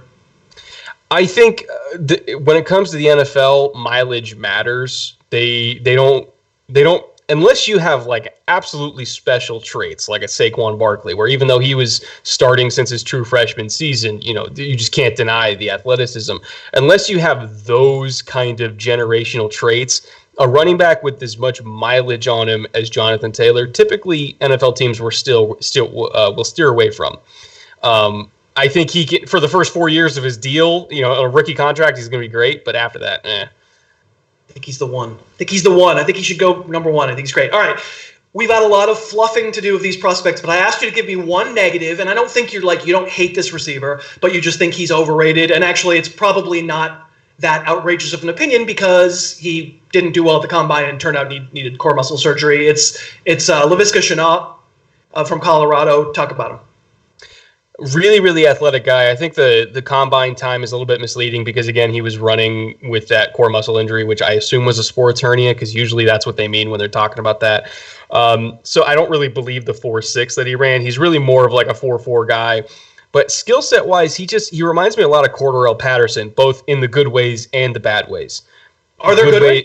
I mean, in the sense of like if you treat him as a special teamer and like a scat back and like the occasional downfield threat, sure, but like he's not nearly developed enough as a route runner for me to consider him one of like the top 6 or 7 receivers in this class. Like a lot of people have him. There's so many guys that also bring athleticism to the table that are just better technicians and really they know what the hell they're doing. Like say a Denzel Mims or a T. Higgins, and I would much rather have them than Laviska Shenault because I feel like it's an easier projection to the next level. What's interesting about that though is that Shenault is almost 230 pounds, rocked up. That dude is strong, right? I mean, yeah, absolutely. So the reason I hesitate on that kind of evaluation is, didn't I just see somebody like Deebo Samuel come into the league not really knowing what the hell he was doing and just be able to out-physical everybody once he got the ball? I think Deebo was further along in his development as a receiver than Laviska was. He just happened, Kyle Shanahan also just happened to tap into his kind of running back skill set too along the way. But I remember Deebo down at the Senior Bowl in the one-on-one periods. I mean, he was roasting DBs down there. So I think it was within Deebo all along, but within Laviska, I think he would still have another year to go before I think he gets to where Deebo was when he was coming out of South Carolina. All right. I'm interested to see if that's the consensus. He's certainly an easy guy to pick on right now because of the surgery. All right, Cam Akers, we had another one who we had a video of on the Harris Football channel. I'm left a little cold by Cam Akers, but you're not. You love him. He's got tremendous feet, very versatile. He can catch out of the backfield. He can pass protect. He's more explosive than Clyde Edwards-Helaire, even if the vision isn't quite the same, but he still brings a lot of the same quickness and explosiveness. You can run literally any playbook with him because he was a former high school quarterback when he was coming out. And then he transitioned to running back at Florida State, but he was a 5-star quarterback prospect, a dual threat quarterback that just transitioned to running back. And so if you want to do kind of, that Patriots-esque double pass stuff with him, you can kind of get a little cheeky with it too. But he does everything, absolutely everything. And I think, unfortunately for him, the Florida State offensive line, ever since he stepped on campus, has been absolutely garbage. I think if you put him behind the line that, say, was paving the way for DeAndre Swift, I think there's a decent chance he could have outproduced DeAndre Swift, just because I think he has the same kind of one-cut ability as Swift. but he's got a little bit more juice vertically. I think he's a better pass protector. I think you could probably do a little bit more with him as a receiver. And this is not saying I don't like DeAndre Swift. I do. But I think Cam Akers athletically is just really special. Yes, I agree. We talked about him at length with Nick on the podcast yesterday, and Nick is kind of on my side of the fence where a lot of the polish, a lot of the refinement isn't there, where you need him to wait and press the hole and then bounce to the outside. He just goes, right? He just runs. Yeah. That could be coaching, though. That might be something that an NFL team would be able to get him to do, be more patient. He also takes a crap ton of big hits. I got to say, that guy gets yeah, he doesn't go down early. but also just takes weird angles, and he's so fast, but linebackers covered him too well, like in pass patterns and stuff. I don't know. You texted me when we were figuring about this. You were like, "You're gonna love Cam Akers," and I was like, "Buddy, I got bad news for you." But I'm not trying to say I think he's bad or anything like that. He just doesn't pop out as one of my favorites. Yeah. But you're okay with that. And a lot of that, it's going to depend on where these guys go. You put literally any running back in this class in the Chiefs offense, and they're going to be RB3 among rookies. Of course, Cam Akers goes to the Chiefs. You don't say, oh, but he's like, because nobody is sitting here saying he's bad. The question is, how refined is he? How ready is he for a full-time workload? All that stuff. All right, last one. You're going to go little receiver in a draft where, I mean, Ruggs isn't big, and I guess Judy isn't giant, but there's a lot of giants among the 30 receivers who are. There's a lot of 6'3", 6'4" guys, but KJ Hamler not one of them. In terms of just pure gas, there's two guys in this class, and it's Ruggs and KJ Hamler that, I mean, truly can devastate defenses with their speed. I mentioned Deshaun Jackson earlier. KJ Hamler has Deshaun Jackson's speed, but he also has Deshaun Jackson's frame. Ruggs is bigger than D-Jax, but still has that speed. Hamler is, $175 or something, $180 maybe. So he's probably only going to be a slot receiver. But I really like him in certain offenses that run vertical concepts with their slot receivers, like, say, Kansas City, where they're not afraid to run slot phase. They're not afraid to, run all-go special in 40 different ways throughout the game and just kind of use motions and window dressing to get into that same concept over and over. Because at the end of the day, a lot of slot corners around the league can't run 4-2, and a lot of safeties that might end up covering him in, like, say, quarters coverage cannot run 4-2. So if you get him matched up in a one-on-one, guess what? That's a touchdown. So will he catch a lot of balls? Probably not. But every single time he does catch the ball, it's going to go for a big one. I mean, so here's what I'll say, and I haven't gotten to the point where I've looked at his film, so I don't know. I'm talking out of turn. I'm talking about just speed demon, small guy. Do you worry about John Ross? Do you worry about Tavon Austin? Not necessarily, because he's a more refined route runner and he has better hands than Tavon when Tavon was coming out. I wasn't really big on Austin. Like, that year, I'll toot my own horn, I had DeAndre Hopkins as my top receiver by a wide margin. That was the Cordero Patterson year, the Tavon Austin year, and I can't remember who else went ahead of D-Hop, but D-Hop was my guy. But Hamler is a much more refined than a lot of, like, the quote-unquote air raid receivers like Tavon was when he was coming out of West Virginia. And his hands are really, really good. There's a return, I think it was against Idaho, where, I mean, they squibbed it to him and it's taken a weird bounce and he's over the shoulder and he just plucks it out of the air. And, I mean, he's got really, really good ball skills, even on hard-to-catch balls. So, again, the main thing is you don't want him playing outside because he's so small. A lot of bigger corners will beat him up. But if you put him in the slot, and you just almost like design concepts where you can almost force defenses to give you one-on-ones with him, he's going to break defenses. He won't catch a lot of balls, but every single time he does catch one, it's going to be a big play. And what I was going to say actually when you're talking about Deshaun Jackson is, like, I get that the NFL is different from when Deshaun Jackson came in the league, that sometimes those little fast guys are more slot guys now, but Deshaun Jackson made a mighty fine living at that frame playing on the outside. Yeah. You could argue 10 years ago and it was a different league, but I actually don't see a reason why if John Ross had worked out, like, you tactfully avoided the John Ross portion of the conversation. Well, Ross, I think, was a good prospect coming out of Washington, but the the main problem, which has kind of followed, or at least followed him the first couple of years, was injuries. I mean, he had soft tissue injuries all the time at Washington, and that carried over, unfortunately, to his rookie year with the Bengals, where he famously caught no passes. So I think Ross's tape at Washington was actually really, really good, and I hope that if they're drafting, Joe Burrow and they keep him around, that he can kind of turn into something now that he has a really good quarterback with him. Because I think there is still something there with John Ross that I hope injuries haven't ruined. But obviously, yeah, you're correct. Pure speed demons have busted before. That's right. All right, well, Brett, we're sorry. We're not sure technically what happened with the webcam there. Sorry for people. It's a little strobe effect, but the content was phenomenally good. And personally, knowing you as a friend, like in real life, I know how handsome you are, and so whether light or dark in this room that you're in, it seems to be going back and forth between light and dark. You're still one hell of a good-looking fella, and I appreciate you very much for doing this. I'm going to have you on the show soon. I'm not actually sure when exactly, but we'll have you on the podcast soon. Okay? Absolutely, looking forward to it. And plus, you started a podcast, didn't you? I did. It's called the Bootleg Football Podcast, which is my excuse to drink whiskey for an hour and a half and talk about football. So am I going to be a guest on that? Absolutely, especially during fantasy season, because I am going to be way behind on my rankings, and I'm going to need to rely on you a lot. All right, cool. So be well, my friend. Thank you so much for doing this, and get a new webcam.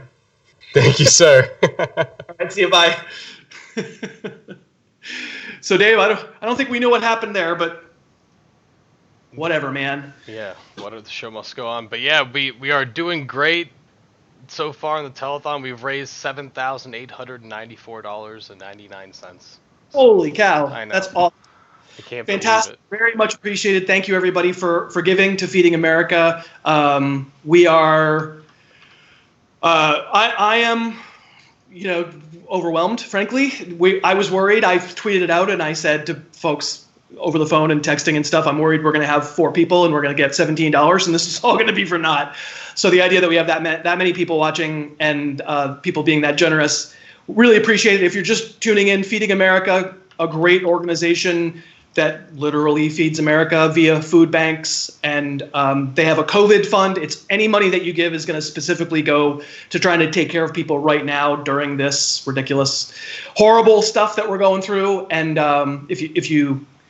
the real reason we're doing this, honestly, is so that we can all feel a little bit connected, and we can all feel like we're connecting a little bit with you. But we figured, what's the point of doing that? Let's do it for charity. Absolutely. And so if you are going to watch and you don't have money to give, we're so happy to have you. All right, and we're here with Andy and Brandon. Here they are. Oh my God, these jackwagons. It's Andy Behrens and Brandon Funston. Andy, nice t-shirt. Hey, thanks. Your shot looks great from the yacht. I assume you're doing the show from the yacht. It's like just you and David Geffen circling each other in the Caribbean or something right now, right? It's an undisclosed location. I can't tell you where we are, obviously. But so I can't can neither confirm nor deny that Geff and I are hanging out. But I am aboard the yacht, and of course you can see it's luxurious. The set that they've designed for me? I mean, this is millions. Yeah, that's not the commander's cabin, right? That's just one of the smaller guest cabins, of course. This is the fourth lieutenant suite. It's frankly beneath me, but it's the 4th lieutenant is off doing something, so we were able to use It's like your sommelier's cabin, something That's like right. And Brandon Funston, hi, how are you? Hey guys, yes, I have the Yacht Possum shirt as well, but I knew Behrens was going to wear it. I didn't want it to be awkward, so I took him for the team. It would have been a 3-way Yacht Possum t-shirt. Okay. I mean, it's nice to talk to you, and we're joking around and stuff, and we should be, because heaven knows we just need to escape a little bit. But I want to ask about your families. You both have kids, and they're growing up fast. You old people, you got starting to have older kids. But Andy, everything okay there? Yeah, things are good. We have 3 people working from home under one roof in a home that normally just accommodates one person, working from here. But it's good. It's fine. Things have been good so far. We're healthy. Everybody's great. All right, and Brandon, everybody good there? And the Everybody's good. Likewise, lots of long walks. The dog has never been in better shape than it is right now.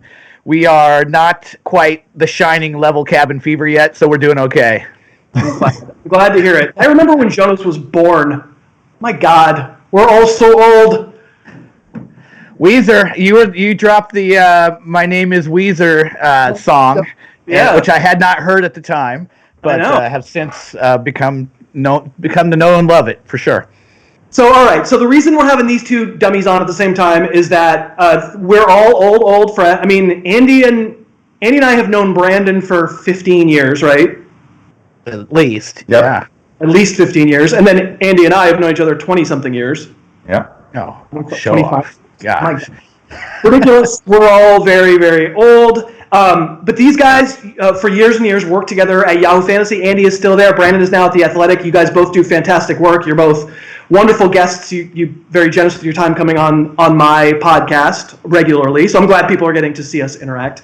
But I wanted to get a sense of how well you know each other. So this is going to be one of the non-football segments in the telethon. We're going to do, I guess, I don't want to call it the newlywed game, but let's say it's related to the newlywed game because you're not newlywed. But How about the old divorced couple game? where these people worked together for probably a decade-ish. Is that right? Yeah. That sounds right. Maybe even more. Yeah, Andy has some stick-to-itiveness, Chris, whereas you can only handle a year. Andy. People may not remember. I wasn't there for a year, dude. I was there for like 8 months. I was 8 months in ESPN. I couldn't hack it. It was too tough. He was like the older brother on Happy Days who were just like, where did that guy go? I am the older buddy. It's funny because growing up, I was Richie Cunningham. Not a boomer. Not a boomer. So when you've known each other for as long as you've known each other, I wanted to know how well you know each other. So I'm going to ask you, I'm going to go back and forth and ask you questions and see how many you get right. And whatever you get right, I don't even know if there might not be right answers for some of them, so never mind. But if there are some right answers, then I'll contribute more money. The premise is breaking right down, but I think it's going to be funny. All right. So Funston, first one's for you. Yeah, this doesn't have a right answer. I wrote these, and I don't remember what I wrote. Are you guys still in fantasy leagues together? First of all, I'll ask you that question. Do you still play in fantasy football leagues together? Yes. All right. Well, specifically fantasy baseball. Do we have a fantasy? We do have fantasy leagues together. I can't remember if we specifically have a football league anymore. I mean, we must have a football league together. I believe we're in a basketball league together. We're in baseball league. You can't answer this. This is my question. Oh, I'm sorry. I apologize. Well, I don't want you to get this right and then get. I mean, there's not even a right. Apparently, there's not even a right answer here. Apparently, there's not a right answer because I'm not good at this. I only host things for a living now, and I don't like it. So, Brendan, I'm going to ask you who has the all-time head-to-head all-sports fantasy lead between you and Behrens? Oh, Behrens, without a doubt. Look, if we want to go on like who's a better writer, who's a better fantasy player, who's a nicer guy, I'll just give it to him right now. let's get a little bit more nuanced than that, Chris. Andy, do you dominate? Oh, this is a lot of territory that Brandon has conceded. I will say though, Kingman Fantasy Baseball, I will put this one to the test that I have a better record than you in that league. I am the defending champ in that league, but you may. Oh, okay. Bad timing on my part. I feel like I piled up a lot of wins early in our relationship, and I probably looked like a better Yahoo employee. Like when I was really engaged, like peak Behrens, the peak Behrens years. Well, and look at you, you're still employed by Yahoo, so I can't fault the process. To 2012, that was my performance peak, and I've let it slide a little bit, but I banked some wins. Hey, podcast listeners are going to know exactly what that noise is. Andy has a train going by. I'm sure my dog will make an appearance. Like you're gonna get the full. You're gonna get the full Behrens effect. What about your cat, Behrens? Is that gonna be in there? Damn it! It's not a cat. That's an inside joke. Yeah. So Andy, you guys are two of the nicest people that I know. You're two very good friends in real life. You're very mild-mannered individuals, I would say, both of you. Who is likelier between the two of you to go after a troll on Twitter? Well, pursuing a troll on Twitter would require actually being on Twitter more than once every, I don't know, fiscal quarter. Just lobbing softballs, Harris. So I suppose that would be me. I know that Brandon likes to check in, when his employer comes to him and is like, hey, you're not very active on Twitter, and then you'll get a Brandon Funston tweet, and then that dies down for a while. So by default, I guess that would be me. All right, Funston agreed? Yeah, I wholeheartedly agree. Although Steve Smith, the football player, is more likely to go after the troll Andy Behrens than myself. So that is that's true. a true that story. Very true. I'm Just one of many my in the knowledge fantasy of Behrens community. there. I'm one of many on this telethon, I think, who's been attacked by Steve Smith on Twitter. I don't think I ever. He doesn't know who I am. I think Saquon Barkley listens to my podcast, though. It's kind of if one of his people does. Who doesn't is Austin Eckler after this show. This show has been just a constant stream of invective. Thank you for watching. Funston, those old Yahoo meetings, those conferences where everybody descended on the same city, I was there for one of them. Behrens wasn't yet a Yahoo, but I have been there at the after parties of these things a couple of times. And they are sloppy, so let's get somebody in trouble here. Who got drunker at those meetings? Oh God, Andy's got like a hollow leg. I have a hollow brain, or hollow head, but I don't have. Andy can drink me under the table, no doubt about it. So he would drink more, but he would compose himself much better. Andy agreed. Man, I think that's a really fair answer, actually. Like Funston, when he's been drinking, is a super fun drunk. Sometimes a challenging drunk. It can be challenging to challenge. I mean, like Funston is like he's kind of a maybe this is the wrong word. He's kind of a frisky drunk. He's a kind of a wandering drunk. And he's a bit more of an athlete than like I think people generally know. So like Funston will just go off on a dead sprint and has time. What the heck's going on with you, Andy? Jeez, you're supposed to be up. Like I know what he's Funston referencing. just likes to be pursued when he drinks. I guess is just what I'm saying. Like we'll Doesn't go off everybody on wanna just be a dead pursued? sprint. Oh boy. All right. So I guess we're at consensus here. So who, Behrens, between you and Brandon, is likelier to hoard toilet paper in a quarantine situation? Who's the bigger hoarder of toilet paper? This is a really good question because he just texted me a photo of the massive Kirkland signature 2-ply toilet paper hoard that he amassed the other day. However, it was like I think I did it earlier. Like I feel like I did my hoarding like a month ago, and we're still living off that supply. So slight edge to Behrens, but we've both done it. It's pretty amazing that you got that picture of my Costco-sized toilet paper thing because, like, we don't text each other that often. And I was just trying to remember. I was like, in my head, I was like, I just texted a bunch of people my score at Costco. And somehow you just happened to be in that mix. So, yeah, another good timing. That is good timing. And we should mention, these guys don't live next door to each other. Brendan lives in Seattle, actually lives on an island. How many people live on the island you live in outside Seattle? Well, I'm island adjacent, but I'm in a town of like 9,000. Yeah, it's a small town. You're a big city, though. You're near Seattle, and Andy's right in the middle of Chicago. That's where trains constantly going by. Yes. Yeah. All right, so who's up next? We have Funston in all sports, all professional sports. Here's one that you actually can get right, although Andy could just say you're right. What is Andy Behrens' favorite sports team in all sports? I'm going to go with the Chicago Bulls. I would not have. I would have gone Cubs. I have a pretty deep emotional attachment to the Bears. I just have visceral reactions to the Bears, but I'm the same way with the Bulls. Bulls are like sort of my earliest sports memories. Big Artis Gilmore fan back in the day. That's my guy. Yeah, Brandon's got this. He goes Bulls history and goes Artis Gilmore. Like, all the kids watching are like, "Oh, he grew up with Jordan, right?" And Behrens just like, I would have been better in the Boomer segment. About Artis Gilmore. I was texting Liz answers in the Boomer segment. It was bad. I know she at least copped to it. Thank God. Okay, so right back at you, Behrens. Funston's favorite sports team in all sports. The defunct Seattle Supersonics. I'm gonna give him credit for that. Yeah, Yeah. that's absolutely true. When they were all three viable, it was the Sonics. Cha-ching! Extra money for donated by me from because you got those answers right for each other. And actually, I knew that one. I did know. Funston, who has a better singing voice? Considering that I've seen Andy solo Orange Crush by REM, and he did not get booed out of the place, I'm going to say it's for sure going to be Andy Behrens, by far. No doubt about it. Hands down. Aaron, what do you think? I don't remember anybody asking for autographs after that performance or anything. The song itself does not require an incredible vocal range. All right, let's hear it. Oh, yeah. Oh, hell no. Hell no. My karaoke is only ensemble in the back row.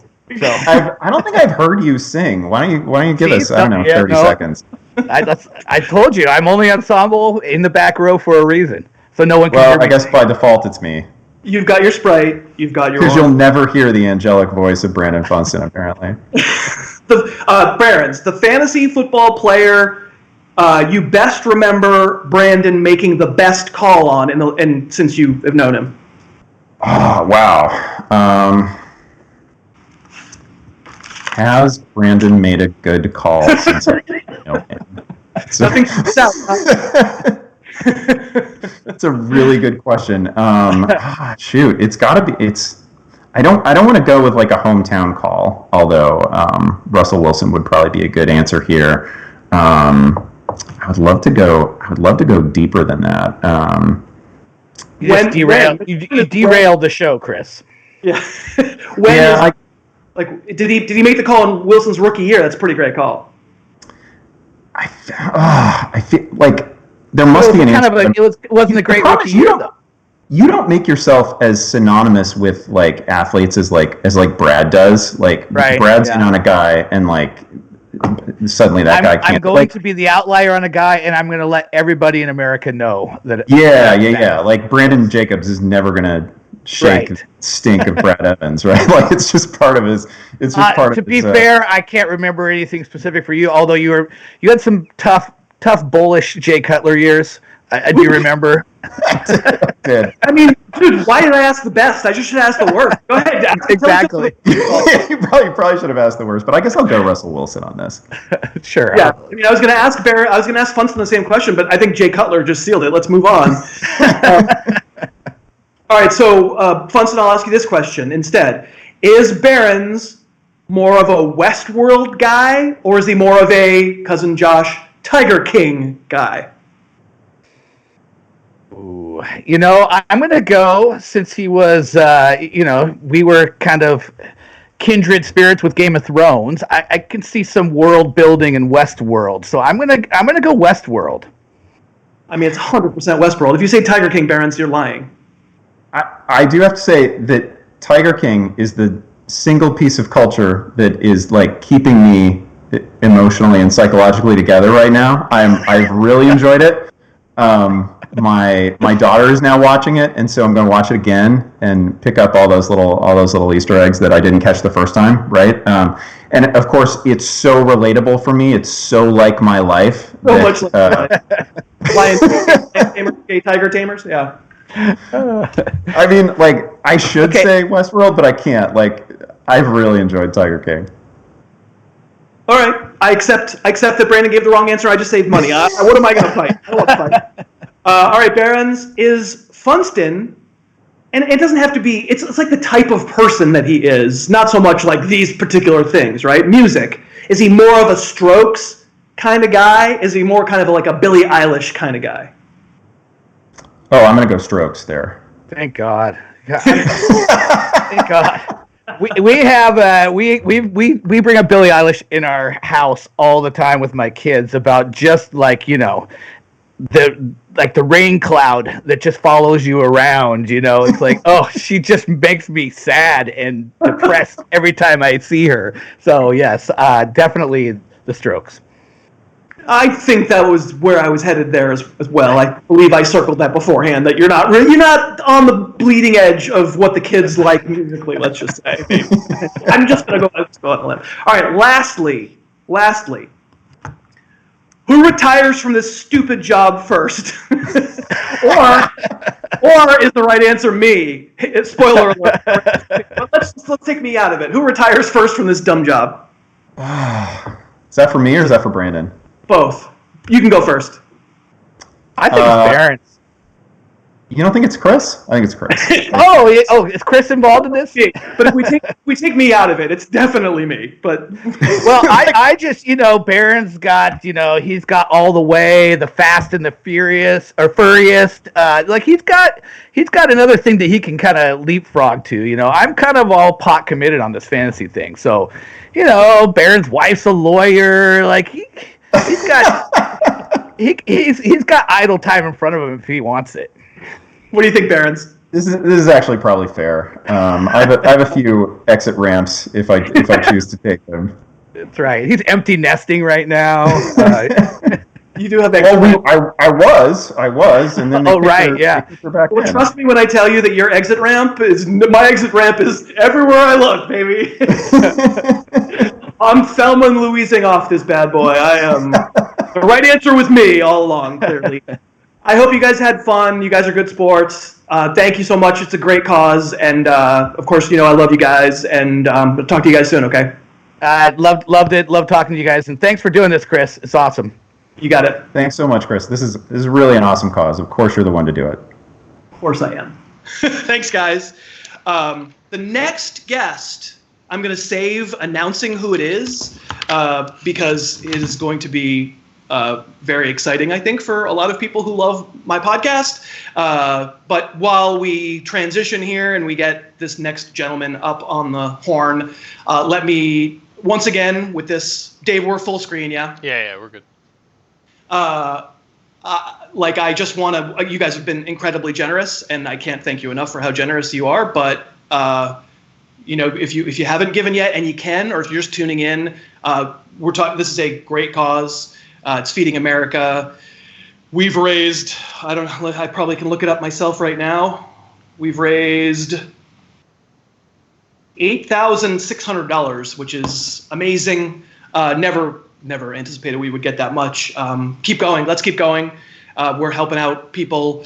If you're just having fun watching and you don't have the means, that is 100% fine, of course. But I'm grateful to everybody who's given, and if you're looking for a link, if you're just joining the stream here a couple hours in, then you can scroll down from the video and you'll find in the top of the show notes there's a link where you can give to Feeding America. If you're watching on mobile, I guess you have to maybe tap your phone and then it shows you the show notes, and that's how it works. But thank you, because you've been so incredibly generous, and I don't really have a way of Sharone, there we are. Okay, Dave Piper was texting me, and that doesn't work. I can't help you there. No, sorry. But we are. You gave it away. You said I know. I started to. I tried not to. Sorry. You're not good. You're a bad person. I'm very mad because you're telling the world that it's going to be Sharone Mitchell. It's going to be Mitch from the show. He's not being held at an offshore location by Ted Ginn. He's actually in his home in Chicago. And Dave, tell me when we're good to go. Of course. Hold on 1 second. You got it. I'm vamping as much as I can. Mitch, don't lie. Ready to go. All right, here he is. It's Mitch. What's going on, dude? How are you? Mr. Christopher Harris. What is going on, sir? What is going on? Well, thanks for being here, buddy. How you doing, bro? I'm doing good. We're having a lot of fun. We've raised a lot more money than I thought we were going to raise, so that makes me feel pretty good. Very cool. If there's anybody who I don't know how much you like to talk about this, but too bad, I'm going to talk about it. If there's anybody who's going to appear on this entire show who's on the side of the angels of helping people in their lives, it's Sharone Mitchell. It's the guy you're looking at right there. Is that okay that I said that? That's cool. Sure. That's cool. And therefore, I just sort of wanted, from the perspective of your day job, how is everything going?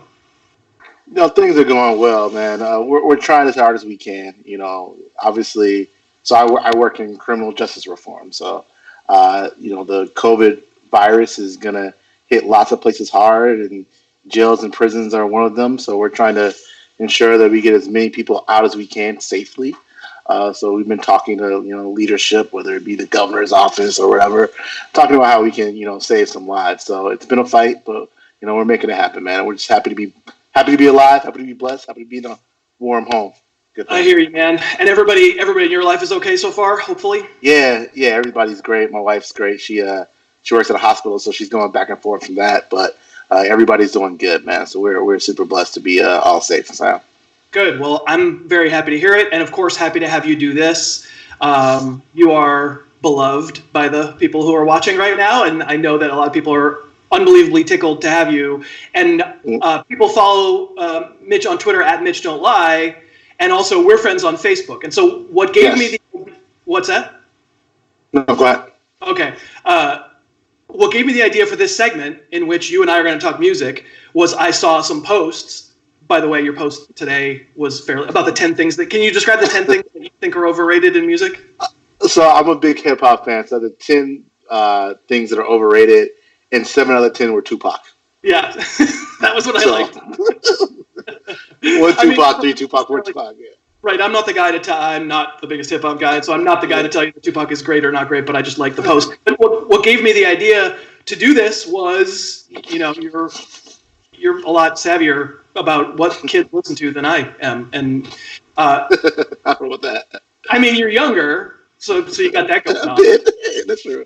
Younger, but also you have a little more diversity in your listening habits than I do. I'm like, is it indie rock? Then I don't like it. We had the idea of giving recommendations like Josh and I did for TV a little while ago on the show, where we would give. I don't even know. Like, we went back and forth via email. Like, what should this list even be? Should it just be 5 great albums? Should it be 5 albums that are specifically related to the time right now? Like, in the end, I don't know. What was your criteria to come up with your list of 5? So mine were like the 5 albums that you would pick if you were stuck with 5 albums during the quarantine. So you could only listen to 5 albums. Okay. Like, these are the 5 albums I would listen to. All right, so these are not that for me. I went with just 5 releases from 2020 that I like. And, Mitch, I'll have you know, I screwed one of them up. I tried to give myself an easy task, just 5 from this year, and one that I thought was from this year, until the last minute I was like, yeah, what are you talking about? It's 2020. And then I looked it up, and I was like, 2019. So I'm, even the easy task that I gave myself, but I get asked a lot, because we play music on the show, I get asked a lot, like, hey, what are you listening to that's new? So I thought I would do that public service for what I'm listening to that's new. So you're going to go sort of the more classic route, and I'm probably going to go the more new route. But hopefully we'll give people of differing musical tastes some ideas of things they should go download and or re-listen to. So let's do it. I don't have mine in any particular order. I don't know if you do, so you can just give me one. I don't. So, big hip-hop fan, obviously. Let's do Chicago. And I'm like 36 years old, I think, somewhere around that age. So, somewhere around that. So, Kanye West's College Dropout is a classic album for somebody of my age range of. I even have that one. Like, I got that one. I got that with the bear. There you go. I got it. You're so cool. Well, that's the one like suburban white kid rap album or hip hop album I'm supposed to have. Like it's great. Yeah, it's great. Yes, I feel like they sell it at Target on vinyl. So yes, yeah. Yeah. In fact, I'm pretty sure I bought it at Target. Yeah. Yeah. So I love the album. I mean, like Kanye West. It's very, very interesting his transition to a crazy person, and he was kind of a crazy person then. Yeah. But like that was a really, really, really, I think, important album for me. So I love it. It's like there's a total sound with it. I'm a big Kanye West College Dropout fan. It's great. Not so much with the gospel for you, or not? No, I'm not a huge gospel guy. Record, I feel like Kanye West is kind of going like this for me, but it started so high, so I'm good. I'm good with College Dropout. All right, so this is 2020 releases for me. It's going to be mostly the kind of music that you all hear when you listen to my podcast. I apologize. It's all kind of homogeneously jangly indie rock. So Mitch, you said, "Hey, what are your picks?" And I emailed them to you last night. What was your reaction to it? Were you like, "Who the hell are these people?" So I'm not a huge so. It's funny you talk about the music that the cool kids like. Like I have been listening to the same music. I feel like I stopped listening to new music in like 2011. Like I just got like filled up. Like I was like, all right, I got it. I'm good now. So it wasn't even like the genre of music. It was just like I am not currently exploring music as I should be. Right. To be like a DJ back in the day, and like I feel like I stopped that. And I went to law school, and like all the music stuff shut down. I hear you. All right, so my first one is you're saying I'm cooler than you, and I'm accepting that. I'm okay. I'm willing to take that mantle. Beach Bunny. Do people know that band, Beach Bunny? Honeymoon is the new record. I think that's their first extended record. They're from Chicago, so you should. There you go. Go right out. We all 8 million. Like we're all friends. Like we're all going through it, right? Yeah, and she's 23, so I forget her name, but she's really fun singer, she's really good, and looks like she's 14. So in all of her videos, she's like in high school, and she's 23. So they look like embryos to me, but it's really, really fun. Like pop rock, poppy, sort of alternative-y kind of rock. It's really good guitar music. I really like it. Beach Bunny. What's next on your list? So I feel like it takes a certain type of dude to be like, you know what? Disco, don't hate it. So I'm able to go with the greatest disco album of all time. Number 2 on my list is Michael Jackson, Off the Wall. Off the Wall. I was going to say, I know it, of course, because I'm old, but as soon as you said disco record, I said, I bet he's going to go Off the Wall. All right. Tell me about it. I feel like there's like no song like cooler than Rock With You.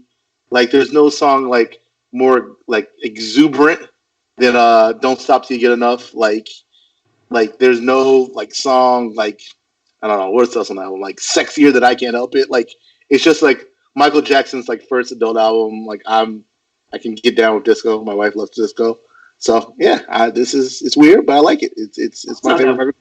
I mean, it's weird only because you were really cool in people's eyes when you were named up.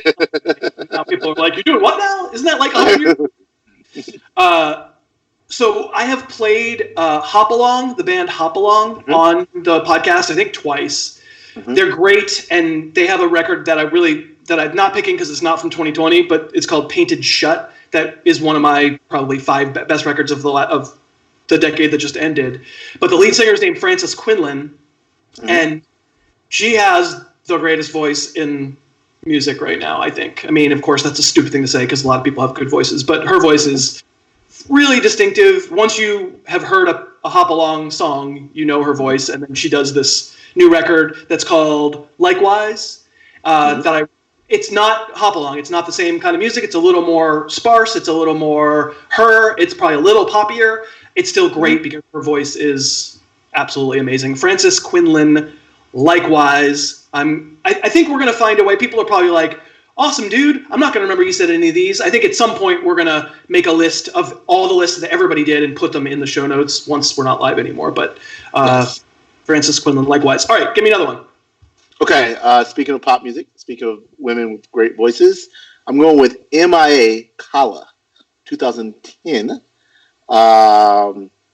It's like this weird, like, dance, African, Asian fusion thingamajig that I just love. I'm like a giant MIA fan, and that's my favorite album of hers.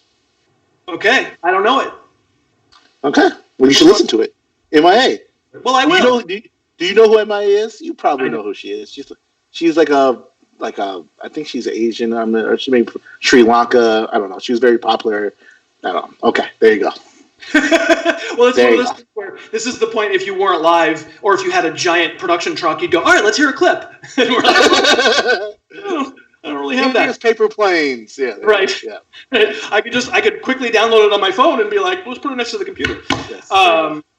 All right, so here's the one that I screwed up. That wasn't 2020. It's actually 2019. But I played him on the podcast probably back in 2016. I played a song of his, the band, but it's one person. It's called Oso Oso. That's O-S-O, Bear. It's Oso is Spanish for bear. It's called Basking in the Glow. And we had a Weezer jokes earlier. Like he is doing a little bit of a riff on Weezer, I guess, but it's different.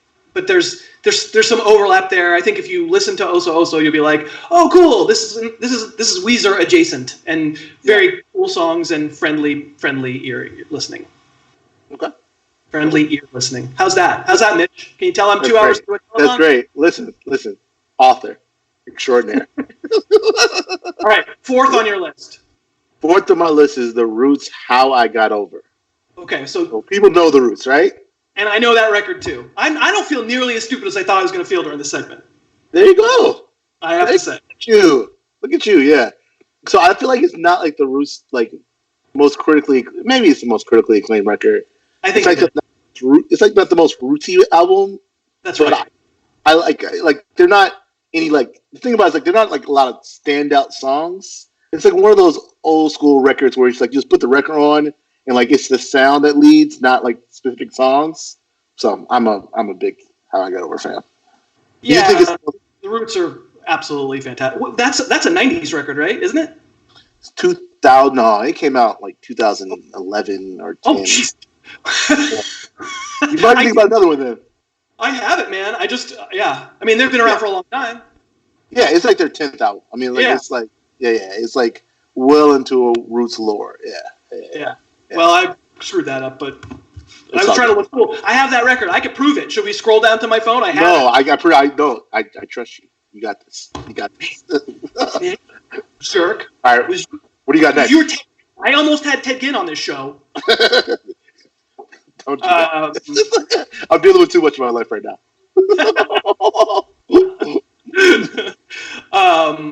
Rat Boys. Another one I've played. I'm realizing that I've played 3 of these on the. I've played 4 of these on the show, but they have the songs that you like. You play on the show that you own. It's true, although not from these records. Not from these records. Okay. But these are updated records. But I didn't put 2 and 2 together that I had played. Mm-hmm. But now I'm thinking we played. And by we, I mean I, because there's no one else on the show. That's right, me and the Possum. I played Elvis is in the Freezer from Rat Boys from like 3 years ago or something. But they have a new one called Printer's Devil. It's guitar music, a female singer. I think 3 out of the 5 are female singers that I picked. Really, really good. Love. Funny lyrics, just excellent. Rat Boys are fantastic. Good. Love them. All right, what's 5th on your list? Okay, listen, I'm going to try to do a transition here. You talked about funny lyrics. I'm going to put a 5th song on here that a group you might know. It's different. It's not like rap or pop. Maybe it's pop. It's Ben Folds 5. Whatever and ever, amen. I mean, it's kind of my jam. That is from the 90s. Yes, that is very 90s. Yeah, very 90s. I randomly got into alternative music as a kid for like 2 years. My mom banned me from listening to rap music and banned me from listening to the radio. So all I had was a Columbia house. So I got into Ben Folds 5, and it's a fun album. Super fun. I would laugh. I mean, I'm in a quarantine. I only have 5 albums. I need to laugh. That album will make me laugh. That's the one that has Army on it, right? No, that's the one after that. The one after. Okay, I have them both. What's the one that? Yeah. What's the hit off of Whatever and Ever Amen? It's like One Your Dwarf. I think Brick's on it. Song for the Dumped. I thought Brick and Army were on the same record. We might have to like text about this later. Yeah. Yes. I thought Brick and Army were on the same, but certainly my. Yeah. The next album. Army's on the next album. Yes.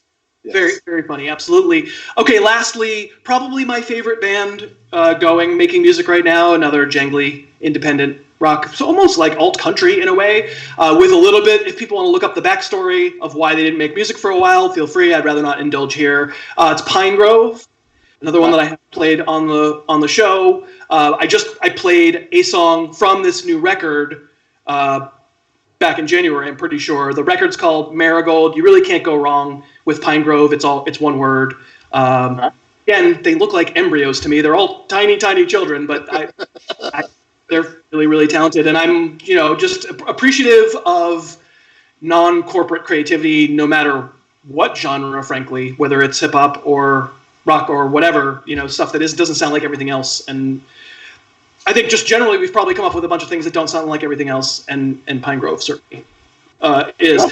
Since we're talking music, and everybody knows I'm pals with Fountains of Wayne, I should mention Adam Schlesinger passed away, and certainly it's crushing.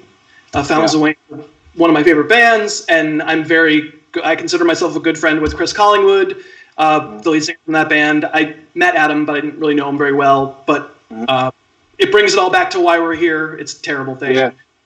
What's going on? And obviously, Adam touched a ton of people. I mean, he did That Thing You Do, that fake, the song for the Tom Hanks movie, whatever that was. He has done a ton of TV work and incredibly talented guy, 52 years old. So sad. Unbelievably ridiculous and sad, and I'll cry if I talk about it more, so I probably won't. But we were talking music, and I felt like I've been texted and tweeted to by people about Fountains of Wayne because they saw him, and I appreciate the sentiments. It's tough. Yeah. Very, very tough. All right, but on a happier note, I'm glad that you did this. Thank you for taking your time. You do the Lord's work, man. You're a good person, and I hope you have some success protecting some people who need your help.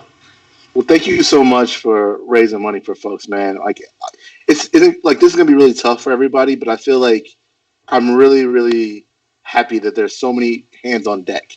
Like, we're really stepping up, like, as a society. And there's some bad things going on, but there are a lot of good things going on too. So you're part of the solution, not the problem. That's all you can do, Chris. So thank you, man, so much for stepping up for folks. All right, Mitch. Well, thanks for doing it, buddy. I'll talk to you soon, okay? Talk to you later, brother. All right, be well. All right. All right. So, Dave Piper, we are moving on. Did my camera drop in the middle of that? A smidge, yeah, a little bit. It did. I think I saw it actually drop. Hopefully it'll be better by the next time you come back to me.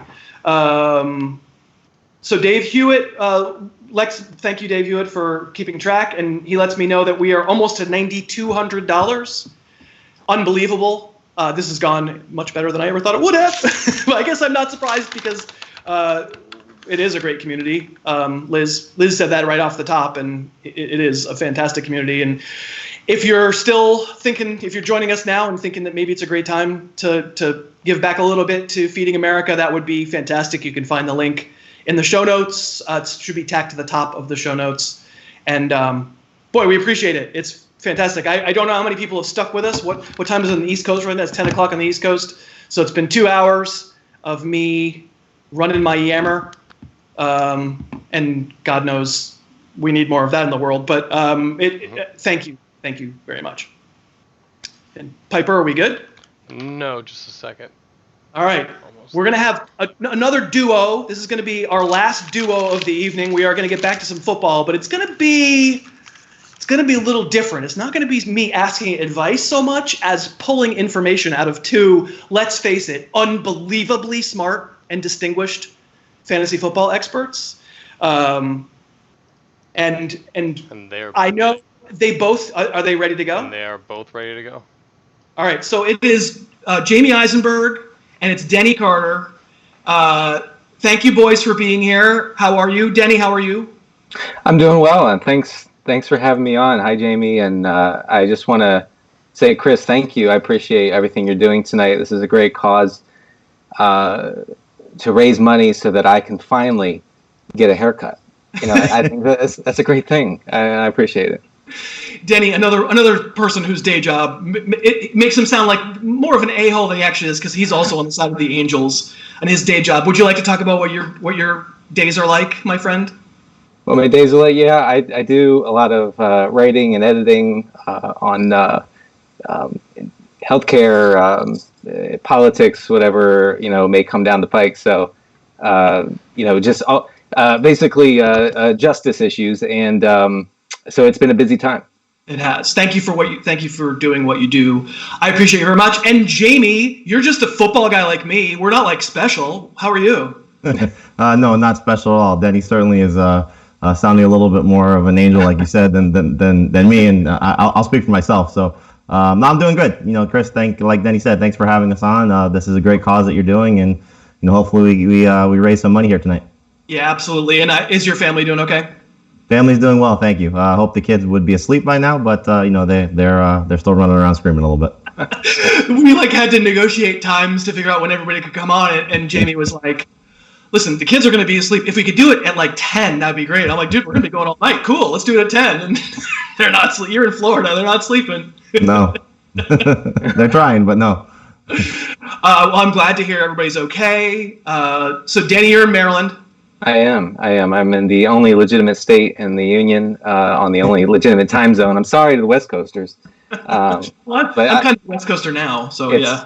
Yeah, I think it's 3 a.m. here on the East Coast. No, I'm kidding. It just feels that way when you have two young kids and you've been inside with them for 3 weeks, nonstop. I'm sure Jamey feels that pain. So it's I'm 36 now, going on 56. So.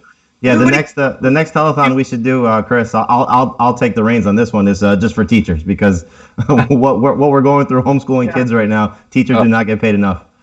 Yeah. I mean, I'm by myself in the yacht. I don't have kids. It sounds like a good decision to me. So you guys probably were having to wrestle with children and not watching when Loza was on to start the program. I gave her a boomer quiz. I would say, I hope you're still watching, Liz. I would say she did terribly. And so, no, she did fine. But the same stakes here, except there's two of you, two great big football brains who come on my show and wow us all the time with your knowledge and your candor and your urbanity and your instant recall of facts. Right. So you're going to be so good at this. It's football trivia. Are you guys ready? I am. I've been training all week. I've been sitting here since Dave called me, doing some New York Jets football outlooks for our magazine coming up. So if you got some Jets trivia from 2019, I'm ready to go. Not what's about to happen. However, you guys can work together on these questions to come up with an answer that you're happy with, and everyone you get right increases my donation by $20. Okay. Awesome. All right. So 7 different players have rushed for 2,000 yards in a season. Name 5 of them. Wow. All right, Denny, I'll let you go first. Barry Sanders. Barry Sanders is 1. O.J. Simpson. O.J. Simpson is 2. Jamal Lewis. Yeah, Raven. 3. Adrian Peterson. Adrian Peterson, 4. 1 more. Chris Johnson. Boom! Can you name the other 2? You got it. Eric Dickerson. That's 1. Steve Last Slayton. 1? Steve Slayton? No? Not Steve Slayton. No, but it doesn't matter. You got the 5 that I asked for. It was Terrell Davis. It wasn't Bilal Powell? I thought I just read that about him. It wasn't Bilal. It wasn't the rural juror, Bilal Powell. It was not. All right, next up. What team introduced the no-huddle offense in the 1980s? Was it the Oilers? I think you should commiserate first. I was going to say the Oilers as well. So let's go with that. Yeah. Well, it doesn't look like Chris was going to say that. So hold on. If you got it right, I would have been like, you got it. It was Sam White and the Cincinnati Bengals. Oh yeah. Dang. Sam Weish, the great Sam Weish. Who was the first wide receiver to be Super Bowl MVP? I mean, Jamey, I want to say Jerry Rice, but talk amongst yourselves. But was it like Lynn Swann? It might have been Lynn Swann. It could have been Paul Warfield too. Really? Dang. You want to go? What do you want to go with? You want to go? I don't know. Let's go with yours. Let's go Paul Warfield. It was Lynn Swann. See, Denny, I told you. We should have gone with yours. I'm so sorry. Oh my gosh. See, this is what happens. See, I've been reading Jamey's column since I was in college, so I feel like I need to, cede to his authority here. I blew it. Which means like we said, you're the angel, so we're gonna defer to you right now. which means Denny's been reading my stuff since he was in grammar school. High school, yeah. Shut up. Name the most recent defensive player to be named league MVP. Talk amongst yourselves. League MVP. Was it Ray Lewis? I mean, that's who came to mind. Yeah, I'm thinking of Von Miller, but that's the Super Bowl MVP. Who? Yeah, I'm okay with Ray Lewis if you are. You're a Maryland guy, so let's go with it. It is not Ray Lewis. He never won an MVP. It's Lawrence Taylor in 1986. It's that far back, dang. It's that far back. When we go back to the 2,000 yard rushers, we were good with that one. You were good on 100%. Frankly, if you'd listened to any, you'd have been good on Lynn Swan. This Texans quarterback had the highest single-game passing yardage total in the entire decade of the 2010s. Wow. Brock Osweiler. Wait, it's Matt Schaub, right? It has to be Matt Schaub. Matt Schaub! All right. Well done. Somebody was burned by Matt Schaub that game. Denny must have lost to him in that particular game. It was against the Jaguars, I think. It was against the Jaguars? Was it against the Wires, though? The Jaguars. All right. We all know that Tom Brady has the most passing yards in a career for a quarterback taken in the 6th round. Which quarterback, who was drafted in this millennium, has the most career yards of any quarterback drafted in the 2nd round? In the 2nd round. Oh, man. Any thoughts, Denny? I don't know where Andy Dalton was drafted. Do you know if it was? He was a 2nd round pick. Yes. Do you want to go with that? Sure. Let's do it. Okay. Dalton. I mean, there's this guy in New Orleans who's looking at. Oh. I thought that was a layup. I thought I was like, I'll put one in there. I don't like my money. Me and Mitch, we have a vicious relationship with our money. He should have been a 1st round pick. That doesn't count. What was he, like 33rd? It was like the 33rd pick? He was the 1st pick in the 2nd round, I think. Yeah, I think that's right. Drew Brees I was going to say Taysom Hill. Dang. All right. It was not Taysom Hill. Was he a 2nd round pick? If Sean Payton had his druthers, he probably would be. That's right. The wideout with the most 150-plus yard receiving games in the decade of the 2010s was... Wow. 2010s. Moss? I was going to be 2010s. Yeah, so I was going to say Andre Johnson, but that could be not right. I could be wrong. I don't want to say Calvin? the wrong answer. No. Oh, Calvin. Was it Did he play long enough? Yeah, I guess. I think the people in the comments are probably like, "Oh my God!" 150-yard games. Is that what you said? That's right. 150 plus receiving. Can you use that in a sentence, please? All right. I mean, you've been right on so far. So if you want to go Andre Johnson, I'm fine with that. All right, let's go Andre Johnson. It's Julio Jones. Really? I mean, he doesn't count. He's still playing. He doesn't catch touchdowns. He's bad. Who is the last quarterback drafted number 1 overall to start and win a Super Bowl? Well, Peyton did. Right. So that's probably him, right? Well, let's go backwards. Mahomes, no. Brady, no. Oh. Russell Wilson. No, number 1, no. I mean, Peyton seems like the most logical one, right? Yeah, I'm good with that. Keep thinking. Did Eli? No, Eli didn't win. Wait, start and win a Super Bowl. Start and win a Super Bowl. But it wasn't Foles, obviously. Mm-mm. Our people in the comments are probably screaming at you. You said his name.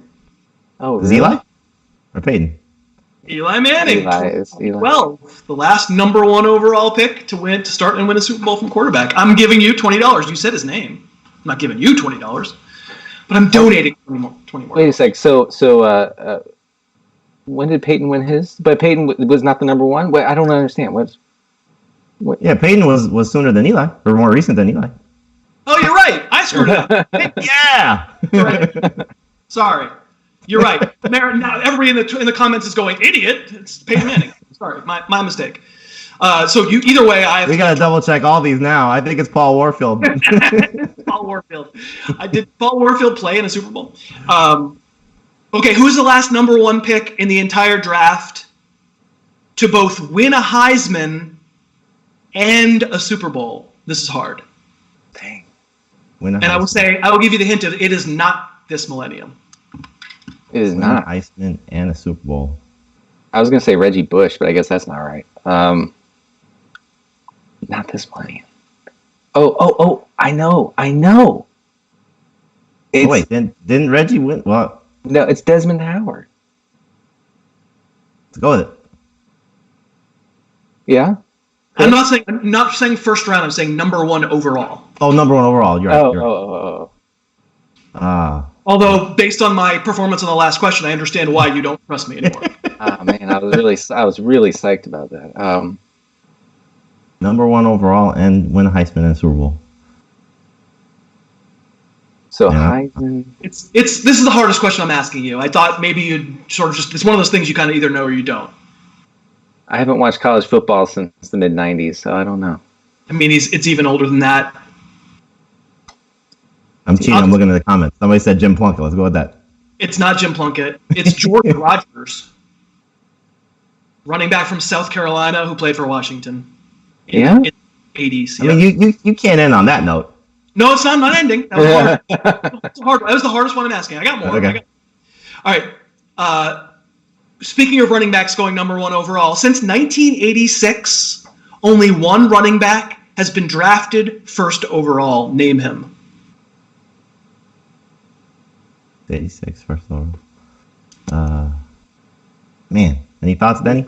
George Rogers was the number 1 overall pick, but he was like 1980 or something. George Rogers was the number 1 pick. This blows my mind. No. Wow. Since 86, number 1 overall running back. So since 1986, only one running. I'm not saying that this guy was drafted in 86 because he wasn't. He's more recent than 86. Right. Who was? Not the last 10 years. Correct. Not the last. Maybe not the last 20. I don't know. Correct. Yeah. Okay. All right. So we're in the 90s, Jamey. Yeah, or late 80s. Or late 80s. 90s. Was Barry Sanders drafted that? No, I don't think he was 1 overall. He was not. Okay. I had Barry Sanders on the mind. Was it one of the Bears flops? He's a flop, but not for the Bears. Oh my gosh. Wait, is it a Bengals flop? It is. Oh, yeah, Kajana Carter. Kajana Carter, $20. Boom. Can I tell you a quick funny Kajana Carter story? He lives in South Florida, and I was on a radio show, and he called and asked for fantasy advice. That's awesome. And you go, don't trap yourself. In what city did the current Washington football team first play? Oh, I think, Jamey, it was, was it St. Louis? That sounds right. Or Chicago? The Midwest. I don't know. I think St. Louis. I think it was St. Louis. Okay. It was that great metropolitan Midwestern city of Boston. yes, exactly. Boston, Midwest. I knew it. Great Midwest. All right, so we have 2 more here. This is another list. I'm going to ask you to name 3 of the 5 coaches on Bill Parcells' staff in Super Bowl 25 who went on to become NFL head coaches. There are 5 of them. You only need to name 3. Belichick. Belichick, yeah. Correct. Coughlin. Correct. Go ahead, Denny. you took the 2 I knew. Well, that's why I asked 3. Oh wait.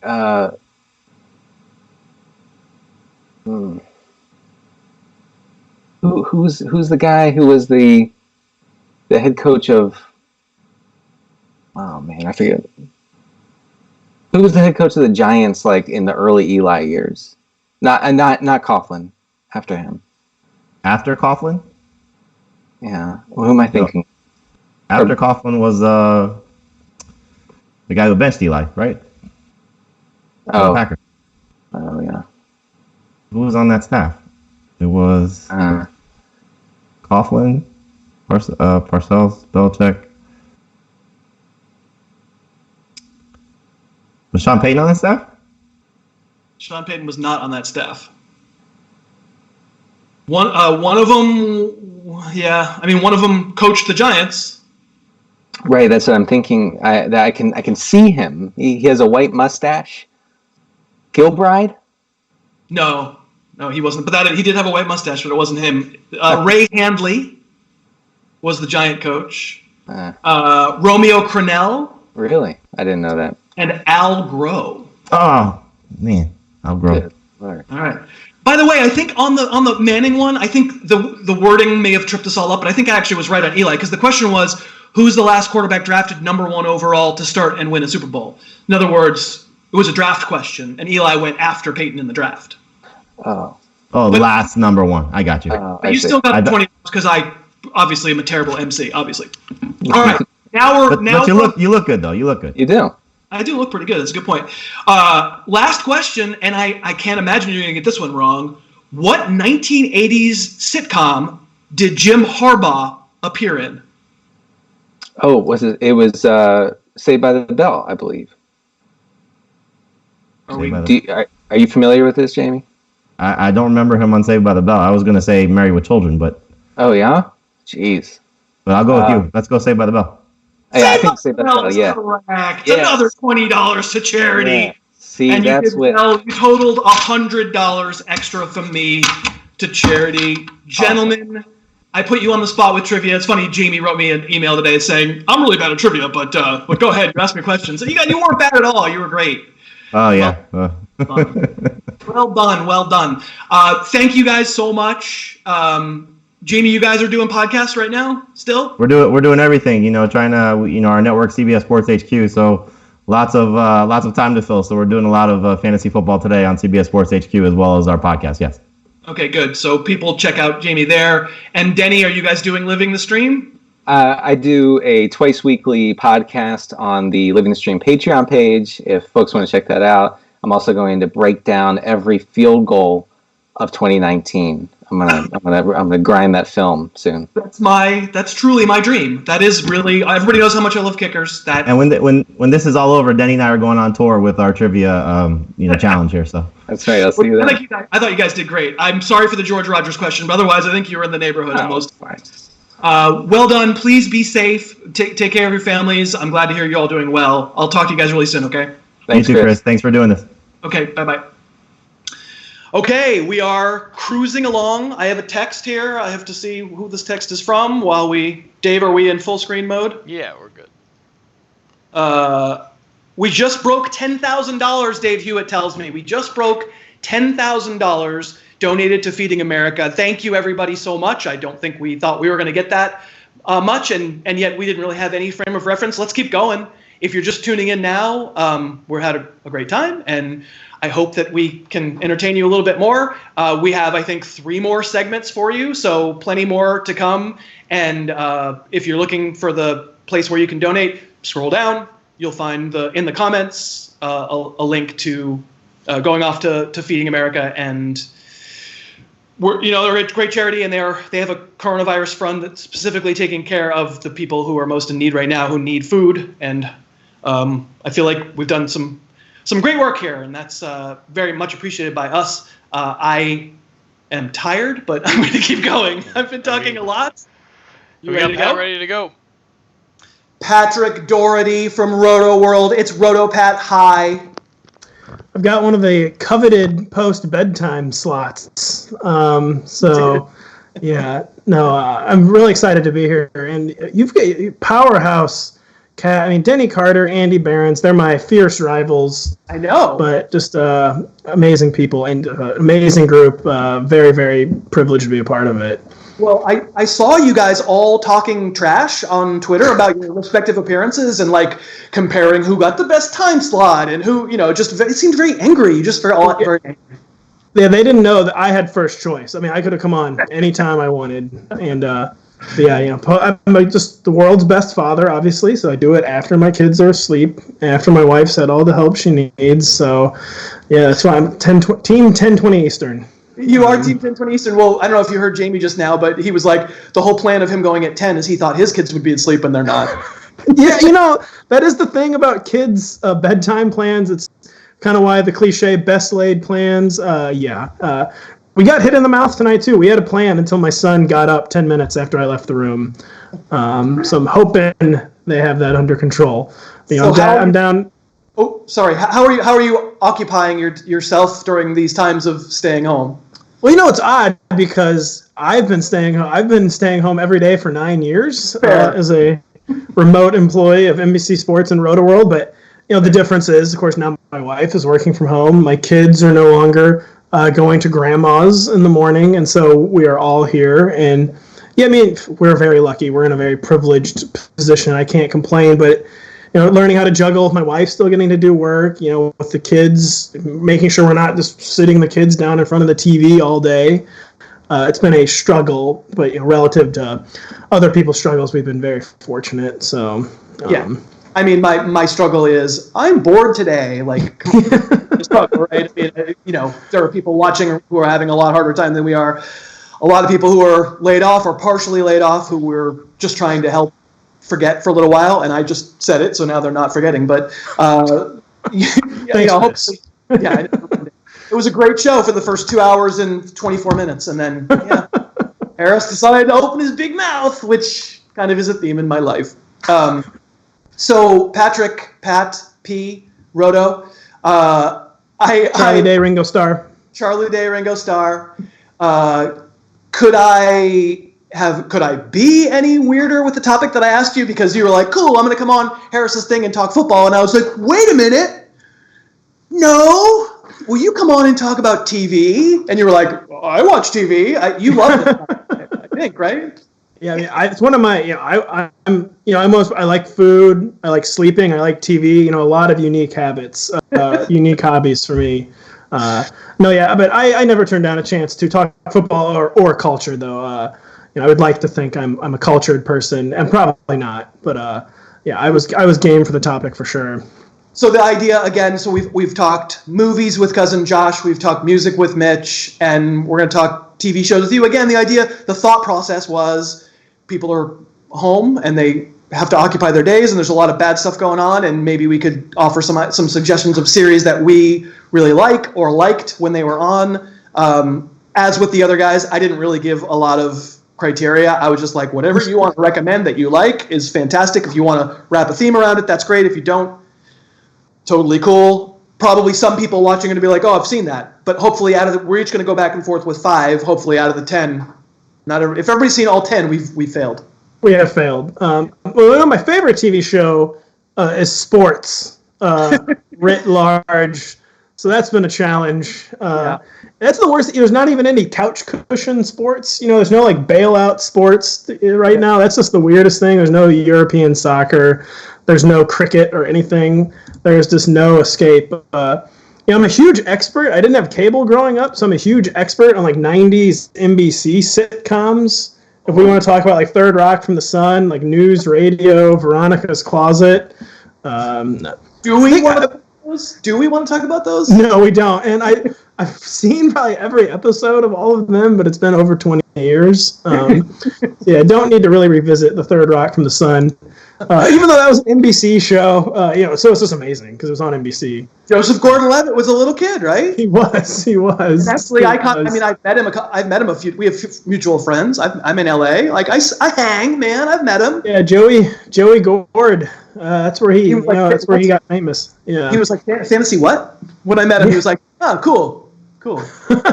Anyway, if I have to make a serious recommendation, this was a show that kind of became part of the zeitgeist last year.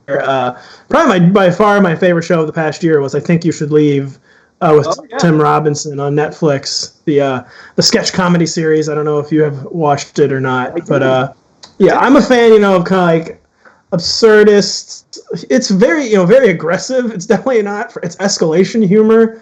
But I had kind of, no offense to The Office and Parks and Rec, I was kind of over awkward situation humor. I was kind of ready for a return to aggressive, repressed Midwestern anger humor. And Tim Robinson is from Michigan. There's a very strong repressed Midwestern anger, maybe Catholic anger in there. And so I really identified with it and just thought it was an absolutely hilarious show. Very funny. I admit it. It's abrasive. It's very abrasive, and it's not everyone's cup of tea. If you don't escalate, every skit, it's every skit's like a 10-step program of escalation to step 2, step 3, step 4, and that is not everyone's cup of tea. True. But too, I've been, I'm a dad now. Like, I don't get to consume quite as much stuff. I've been running low on like new like inside joke material with my friends and stuff, and from the monoculture, and I think You Should Leave has helped kind of replenish the coffers there. There's not a lot of sharp edges in your life, is what you're saying. Yes. Yeah. Some sharp edges. All right, so I'll start with mine, and I recognize that I'm definitely recommending canon type shows, people that people really, really like. So I'm not going very obscure. I have some more obscure ones that I could give sort of for honorable mentions that I will at the end. But I feel like if people haven't watched The Americans, and I think a lot of people didn't watch The Americans on FX. It only I did not. Yeah, it only ended like a year or two ago, and it's just, if it's not the greatest show of the last decade, it's in the top 5. I think it's so great, and I could have, I didn't say. Those golden. I didn't do Sopranos. I didn't do The Wire. I didn't do, and they're all great too. You should watch those too. And I'm sorry if I just stole your. I shouldn't be. No, it's fine. but The Americans is going to be considered that. I think we're going to look back on The Americans and go, oh, that was one of the greatest shows, and it's a great ending, and it's so brilliantly written, brilliantly acted, great tension, but also great characters. It's about a pair of, I'm not giving anything away, it's given away in the pilot, a pair of seeming Americans who are actually working for Soviet Union in the 70s, and you find yourself oddly rooting for them, and it puts you in the viewer as in a very awkward position. It's great. I've heard nothing but good things. I was probably too busy watching completely pointless like New Orleans Pelicans Utah Jazz games when it was on. But that is definitely on the list for me. Well, now it's on the list. Now I've put it back on the list. You need to watch it. What do you have? What else? If I was going to recommend an accidental documentary, this is fairly obscure. It's not actually a documentary, but it was a somewhat obscure HBO co-production with one of the British networks last summer. Can't remember which one, like Studio Canal or something, or Canal 1, whatever those Euro stations are called Years and Years. It was a limited series.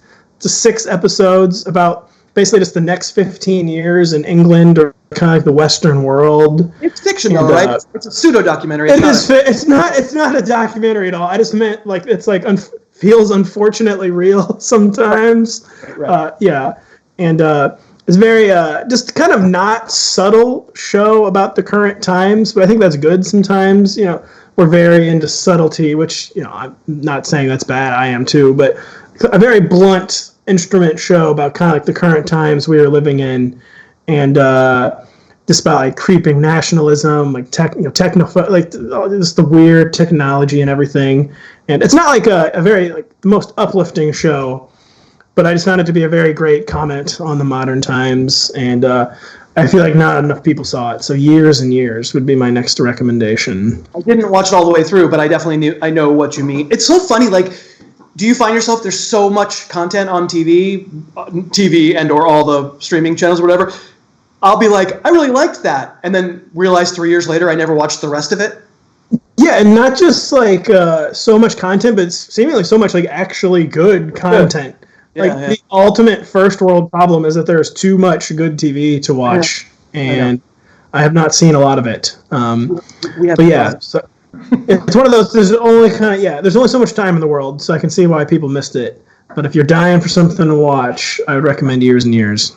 All right, so another British show just ended. The second season got a lot of pub. I still don't think a lot of people have seen Fleabag. Did you watch Fleabag? Amazing. I did actually watch Fleabag, and absolutely amazing. So it's just, it's obviously, speaking of zeitgeist, it's very much in the zeitgeist, and Phoebe Waller-Bridges won, what did she win? Was it an Emmy? I don't even know what she won. Won an Emmy, yes. Hosted SNL, did a rewrite of the new James Bond movie. So she's a big deal now. She did Killing Eve, right? I think she did, yeah. So she's great, and this one, she's the actress in addition to the writer and the creator, and I think a lot of people have seen it because it was in the news, but if you didn't, it's just one of those shows. Man, it's fantastic, and it's so raunchy and just funny and awkward and mean and great, and yet the reason I think it's great for right now is there's a lot of grief underneath it, but it's not.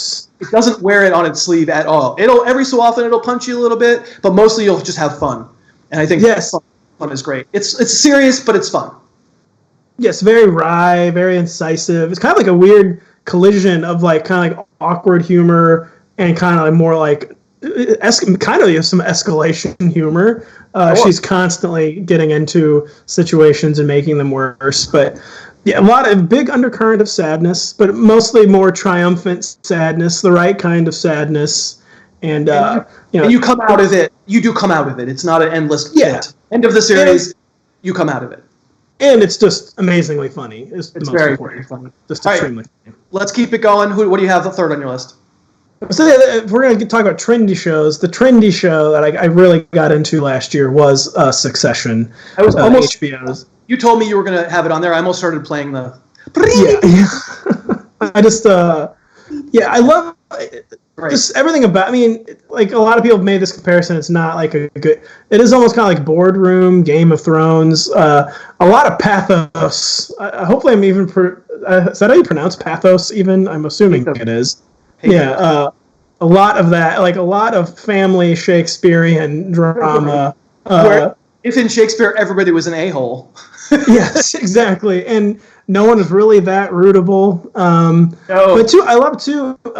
It's very serialized, but it's almost kind of more old-fashioned too, where the episodes kind of actually stand alone. You know, we've gotten so not like totally. It's still a very serialized show, but kind of like less serialized than some shows are these days, where it's not like you can kind of like jump in and out of. Obviously, you should watch it in order, but it's not so much. A lot of shows now are kind of almost long movies, and this is kind of more of like a traditional show. I feel like in terms of just each episode's kind of its own little self-contained world, and yeah, just such high drama. Really is the main reason.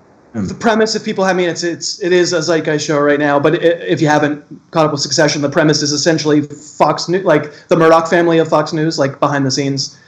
Yes. What it's like. Yeah, not very subtle. Yeah.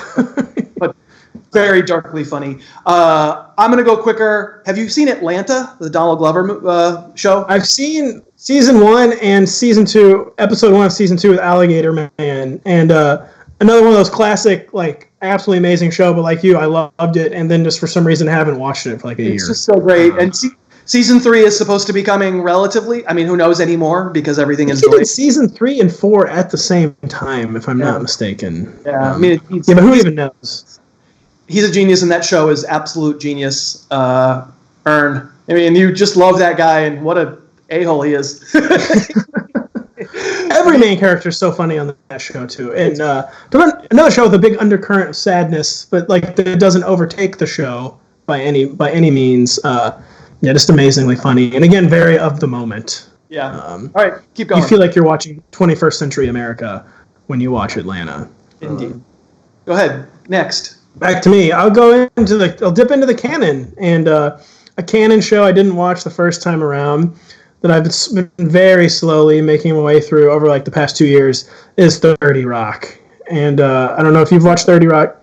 It's on my list. It's my number 4. It was my number 4 too. So we can talk about 30 Rock. Some of it has aged a little bit already, but to me, I view 30 Rock as basically like the live action Simpsons, compared to like when the Simpsons was good, of course. Where just like every moment, there's no joke that's passed up. The whole show, it's almost like animated in that regard, where it's just nonstop jokes. Like if you didn't do 30 Rock when it was on, if you were a little young, or if you just missed it and you sort of weren't into it, you're like, Tina Fey, nah. Alec Baldwin, nah. Like, trust me when I tell you, you'll just blindly laugh. You'll just think it's funny, and you won't think all that much. It's a great show for just like, let's stream a bunch of seasons and not think and just laugh. It is. The jokes per minute and the quality of those jokes per minute, there's maybe never been anything like it in live action TV. No, it's true. It really is. It's like The Simpsons. Like very few live action shows even attempt like that joke ratio. And I mean, so many extremely funny people. I mean, Tina Fey is like one of the funniest people of all time. And Tracy Morgan is maybe the most gifted comedian ever at saying something other than you were expecting him to say. Just absurdly funny. It is very funny. All right, so we both had 30 Rock. We both have one more. What do you got? Should I go with most of them. My favorite normie show ever was probably Game of Thrones. I'm just gonna throw it out there. If you haven't done it yet, everyone has done it. But yeah, my favorite normie. It's not that it's a normie show. It just became so popular, and it became more normie as it went along. Unfortunately, the first four. The problem recommending Game of Thrones though is you have to recommend they watch the last season. I recommend the first 4 seasons very robustly. Yeah. Seasons 5 and 6, sort of. In individual moments of the final season, but it's so bad. Truly is the least satisfying ending probably in the history of Western entertainment. So bad. Let me flip it around. I would have a hard time recommending Game of Thrones, I have to say, but I'll flip around. Did you watch The Leftovers? I did not, and that's another one where like no reason I should not have seen it, but it's digestible. It's 3 seasons, so you're not committing. 30 Rock is a bunch of seasons, but then again, it's also not a continuous story. You can pick up any 30 Rock episode; it doesn't matter. You're going to want to watch The Leftovers all the way through. The last episode of the Juggernaut that I ever did was with Tom Prada and Damon Lindelof, right when The Leftovers was ending. So I talked to them on their media tour, and I was like, "Oh, I don't need to do this podcast." Awesome. It's just, and that's not why I like it. It's just great. It's absolutely great. The premise of The Leftovers, again, bleak, and it's a serious show. And so maybe if you're not in the mood for something heavy, I could see doing 30 Rock instead. But the premise is just like some fraction of the population is just gone. They just vaporize. They disappear. And nobody ever knows why. It's never explained. We never find out. And I'm not ruling anything by saying that because it's the premise of the book and it's the premise of the show. And it's like, what happens after? These are the leftovers. Like, what happens next? And it's funny but very serious, but sad, but really super unbelievably well acted. Carrie Coon, oh my God, she's amazing. Justin Theroux. I heard the final season in particular is amazing too, if I'm not mistaken. Better. 1 is good, 2 is even better, 3 is the best. That's what I've heard. Fantastic. Did you have others that you were tossing over that you were thinking of? No, I mean, it was tough. I mean, if I was going to go with a truly mindless show, a show that's probably aged amazingly poorly. One of my joke shows was basically going to be 24. I used to watch 24. Liz Loza. Liz Loza show. That's like in the fantasy business, we call it the Liz Loza show. 24, like, aged poorly in real time. So I can kind of only imagine going back and watching some of it. Probably a lot of capital P problematic things with 24, I'm assuming. But talk about good mindless television, 24. So like the Golden Age shows, Mad Men, Breaking Bad, The Wire, Deadwood, watch them. They're great. I just don't feel like you need people to tell you to watch those. They were already on your list or not. I just watched Mindhunter, the 2 seasons of Mindhunter. It was, I wouldn't say it's like amazing. It was really good. I was entertained all the way through. I was going to say Archer, if you want mindless. Archer is amazing, and talk about jokes per minute, and talk about like highbrow humor mixed also with extreme highbrow humor mixed with like the lowest of lowbrow humor. My criticism of Archer is that it never got unfunny, but like after 5 or 6 seasons, like, you know what, I get the point. I think the mission statement, it's been accomplished. You've accomplished all you're going to accomplish with the show. And I talked to Adam Reed on the Juggernaut too, and he was also a super, super nice guy. He voices Ray, so you feel like you're talking to Ray when you're talking to Adam Reed. And like it was clear he was kind of and so these last seasons have been standalone. Like he's in a mystery story. He's in a pirate story because exactly what you said. And then lastly, I got to let you go because we got to keep going. But did you remember a series on FX, 1 season called Terriers? I do not actually. Look it up. It was only 1 season. Dogs. It's not really about dogs, no, but it has dog theme to it. Donald Logue is the it was when they were trying to make him a lead actor, and he was really good in it. It's Terriers. I'll just say for 1 season, it kind of does. They thought they were going to have more seasons, but it stands as 1 season. Check out Terriers. Pat, we're long. I'm sorry. I got to get going, but you're the best for doing this, dude. I really appreciate it. It's really my pleasure. I'll talk to you soon, okay? Thank you so much for doing it. Be well. You too, and thanks for raising this money. All right, buddy. I'll talk to you. Okay, so we are in the process of getting Matt Harmon up on the board, and we're going to talk a little bit. One more football segment from Matt. We're sort of trying to do the back and forth. But if people are tuning in here, maybe on the West Coast a little bit late, We've raised over $10,000. I can't believe it. I'm so happy. Thank you.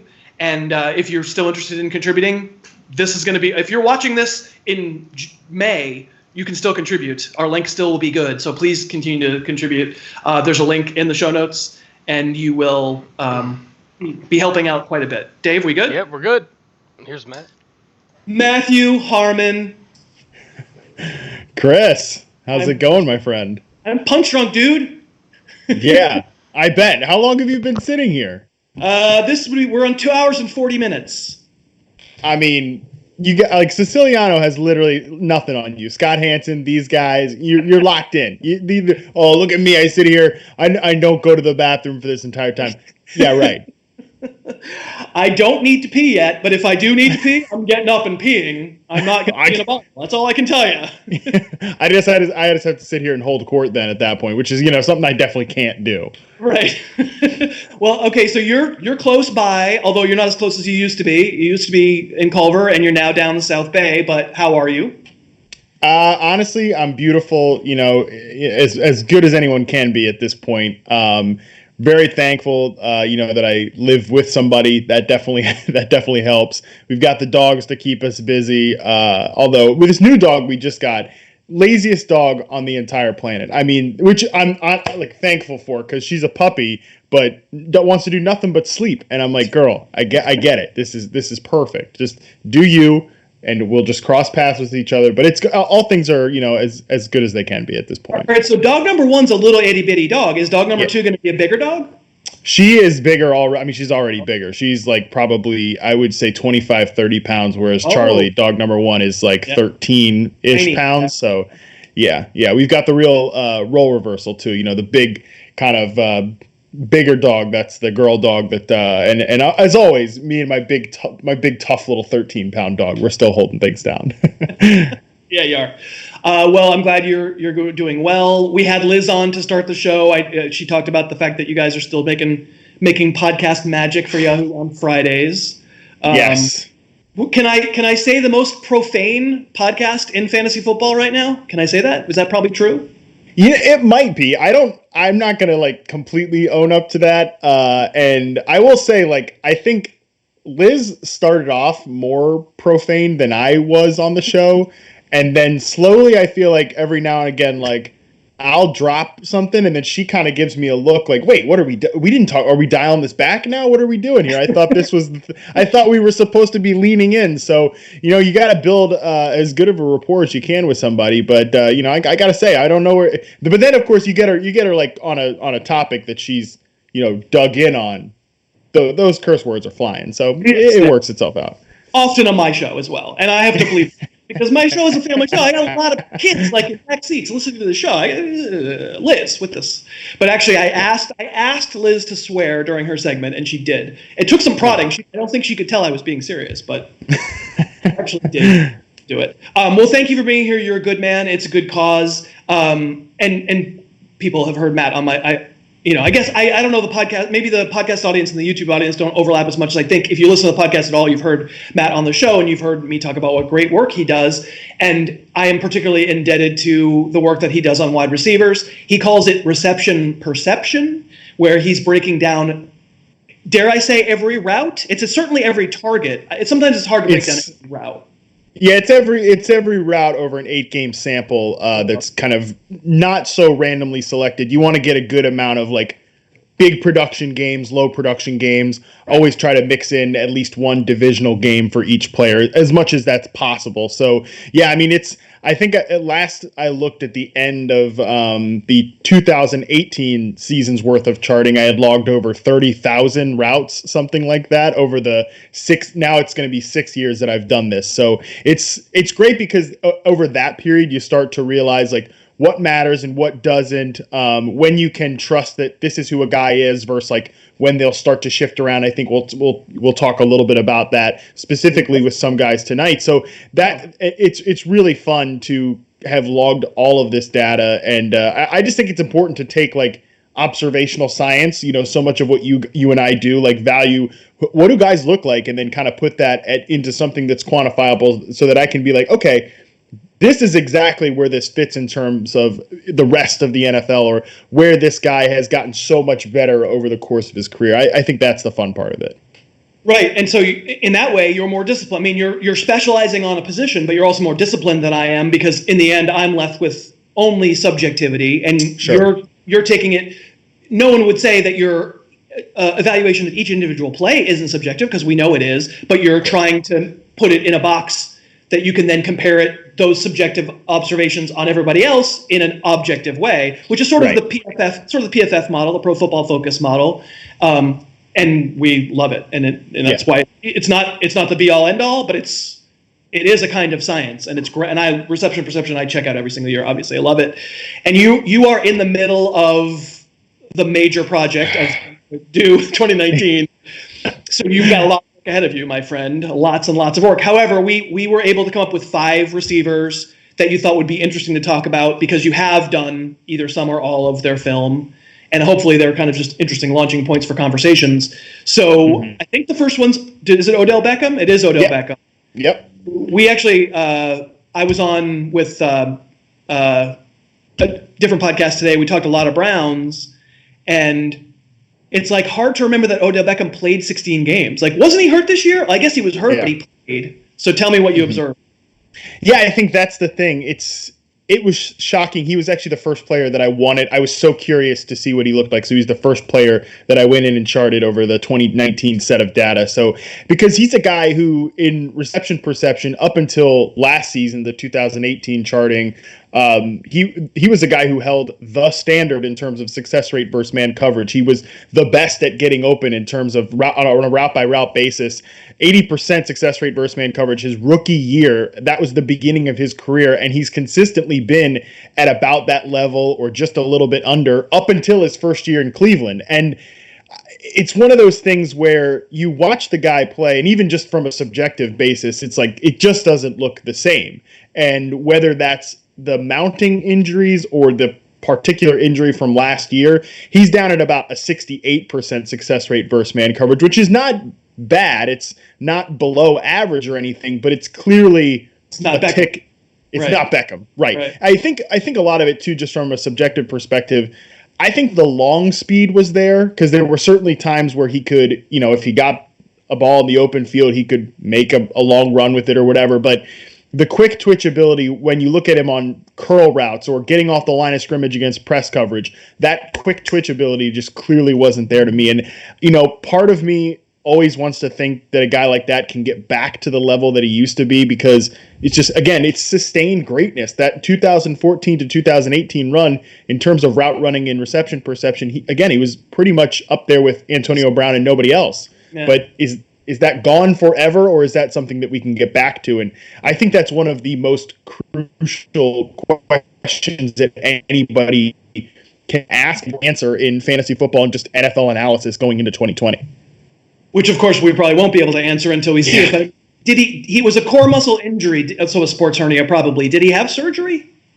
I think he had surgery after the season. He finally went, but it's kind of funny. And this is the thing with Beckham. I actually sat down and met him before the 2018 season and really enjoyed talking to him. I think he was a really fun guy. He was also very introspective, and I think it's not that people think he's an idiot or anything, I guess. I mean, he definitely has done some questionable things here and there, but he was a very introspective person. I thought that was a pretty interesting part of him. But I think it's just one of those things though where controversy does always seem to follow him. There is a little bit of a common denominator theory there. And I did think that it was very well timed that the sports hernia, I've been playing through this all year, that kind of came out when the, come get me talk started coming out there too. So it's one of those things where I think it could be an excuse, but at the same time, it matches the film. And I think that is the most important thing to me. All right, let's keep going with guys that you've looked at already. And I was, as far as I know, the biggest DK Metcalf supporter in our business all through the draft process, and just couldn't believe the fall in the draft. I thought he should have been the number 2 receiver off the board last year after Hollywood Brown. Now I think maybe he should have been the number 2 receiver off the board after A.J. Brown. But then again, maybe he should have been number one. But I'm fascinated. Obviously, all we heard was what a bad route runner DK Metcalf was. What'd you find? Nah, man. I think people aren't watching. No, because for me, going into the draft last year, it was pretty much the same as you. Hollywood Brown was number one. I had AJ Brown number two, and then DK Metcalf was number three. But like watching him fall to the end of the second round, essentially, right? Like right about to be a third round pick. Like it's insane after going back and watching who he was in college, but also this past year in reception perception. It was so great to see the Seahawks just kind of use him in this one way. I mean, he lined up on one side of the field on over 60% of his snaps, which is pretty rare for an NFL player. Usually you're going to see them move around the field a lot. But, yeah, he was definitely not I think that our opinion, Chris, you and I, we were confirmed here on this one because in reception perception, he was an 83rd percentile success rate versus man coverage and right around the 80th percentile in terms of separating against press. And that was all people said he wasn't going to be able to do. And look, here, the reality is, I mean, they did craft a specific role for him, right? Like you look at his routes, I think over 6. Right. About 60% of them were go routes, slant routes, and curl routes, and a few digs here and there. But I mean, it was a very limited route tree. But who cares? I think that's giant and fast, right. And I still come back to, and it's fun to see this kind of confirmed through reception perception because I said coming into last year's draft, the player that he reminded me of was Dez Bryant, who no one is going to tell you that Dez Bryant is this like crafty route runner or anything, even at his best. But in reception perception, he was always a really strong performer at getting off the line of scrimmage against press and separating versus man coverage because he's more of a physical freak than everybody. And I think DK is the same player. Yeah, he just won. All right, so this one's going to break your heart, I think, because it's the wrong Panthers receiver. Yeah. Because I'm pretty sure you have a boat with the name SS Curtis Samuel on it. Actually, you did DJ Moore. Catching passes from Kyle Allen, DJ Moore still had a pretty good year, and I think you're going to tell me it's pretty special. Yeah, I mean, I think that the biggest thing about DJ, like, that was surprising last year, because it's not that I thought DJ Moore was a bad player. I just thought, like, Curtis Samuel was underrated. And, DJ's a guy who I really liked actually coming into his draft, too, and I thought could eventually develop into a good route runner. But the bottom line, like, from his rookie season is he was not a good route runner. And in reception perception, especially, he really struggled against press coverage, which was, I thought, foretold a role sort of like a Juju Smith-Schuster or an Adam Thielen type of player, that big slot receiver. He finished at the 8th percentile in success rate versus press coverage his rookie year. And then this past season, what I thought was more surprising is obviously he went out and had a productive season. Good fantasy, was a guy you were happy you drafted. But the more important thing was, to me, he went out and played like an X receiver role. He was used on the outside. He wasn't like the Panthers are out there, rolling out Jarius Wright as their slot receiver or whatever. Like, what is that even? Like, Moore was a guy who lined up outside, and he finished at the 55th percentile in success rate versus press. Like, again, not a great number, but a huge improvement. And he's out there taking snaps as an X receiver. Like, when you look at the amount of routes that he faced against man and press coverage, it looks like a Nuke Hopkins, an AJ Green type of receiver. And I was really personally very surprised by that. I still think he has some ways to go as a route runner, but I don't know if you may agree with this or not. I think he's probably the best receiver after the catch in the NFL right now, and also probably the best contested catch receiver in the NFL. Like, all those little things that beyond route running, those are the things that Moore is probably elite at this point, and I think that's what makes him so great. Yeah, I mean, so Robbie Anderson comes there, and we'll see, but it doesn't strike me that they're the same. It's Teddy Bridgewater. I think probably Teddy Bridgewater's total lack of ability to throw the ball down the field is a little overstated, but he is a conservative. He's a conservative player. I think there's going to be some deep shots to all of them because that's what the offense probably will be. They're going to scheme guys to be wide open deep, but I think Moore has the chance to take one more step ahead, probably. I agree, and I really like the way the receiver core sets up for all three of these guys because, like, after Curtis Samuel and DJ Moore, that depth chart was, like I said, hideous last year, and it's still not great. But Robbie Anderson fills that role, I think, and these guys can probably all play all three of the receiver positions. You can see Moore at X, Samuel in the slot, Robbie Anderson as the speed flanker, or Anderson as the X, Curtis Samuel as the flanker, Moore in the slot. And I mean, it's not going to be one of the best offenses in the league. It's probably not even one of the best receiver cores in the league, but I like the versatility and the way all of these skill sets complement each other, because last year it was just they kind of had to use Samuel as a deep threat, and they're playing with the worst deep ball quarterback in the NFL. It's just such a bad fit.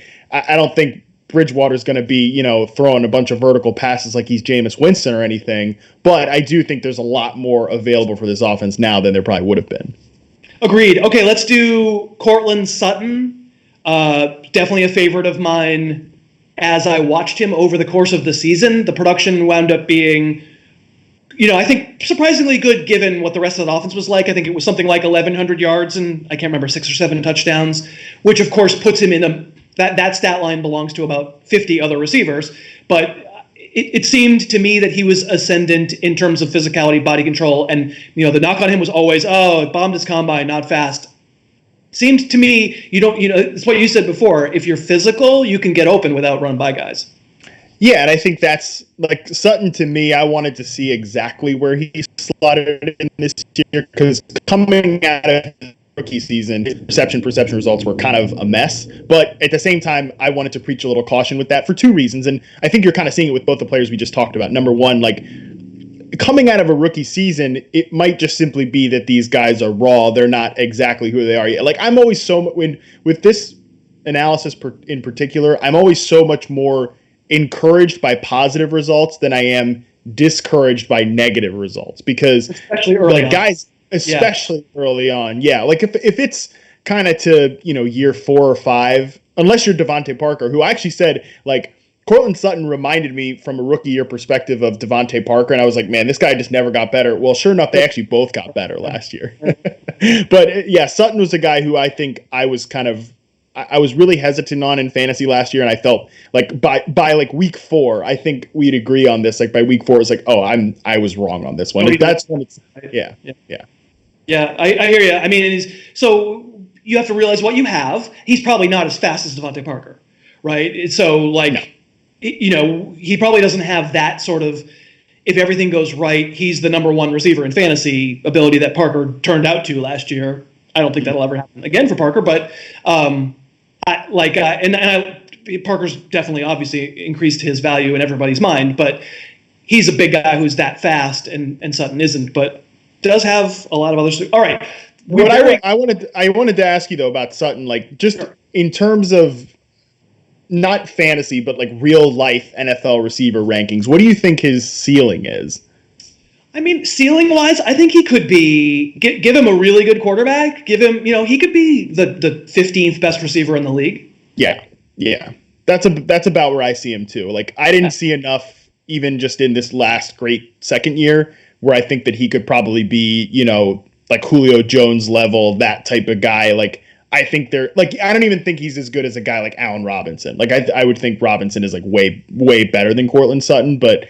Because I think he's like Robinson showed star ability his rookie year as a route runner, and then obviously his second season exploded statistically with a bad quarterback. But I think like those guys have higher ceilings probably than Sutton does, but really really good player. Yeah. All right. So we're saving the best for last, and actually we gotta go quick, but I don't want to go too quick. We'll go a little over, because you want to scoop some poop on Amari Cooper, and I'm here for it.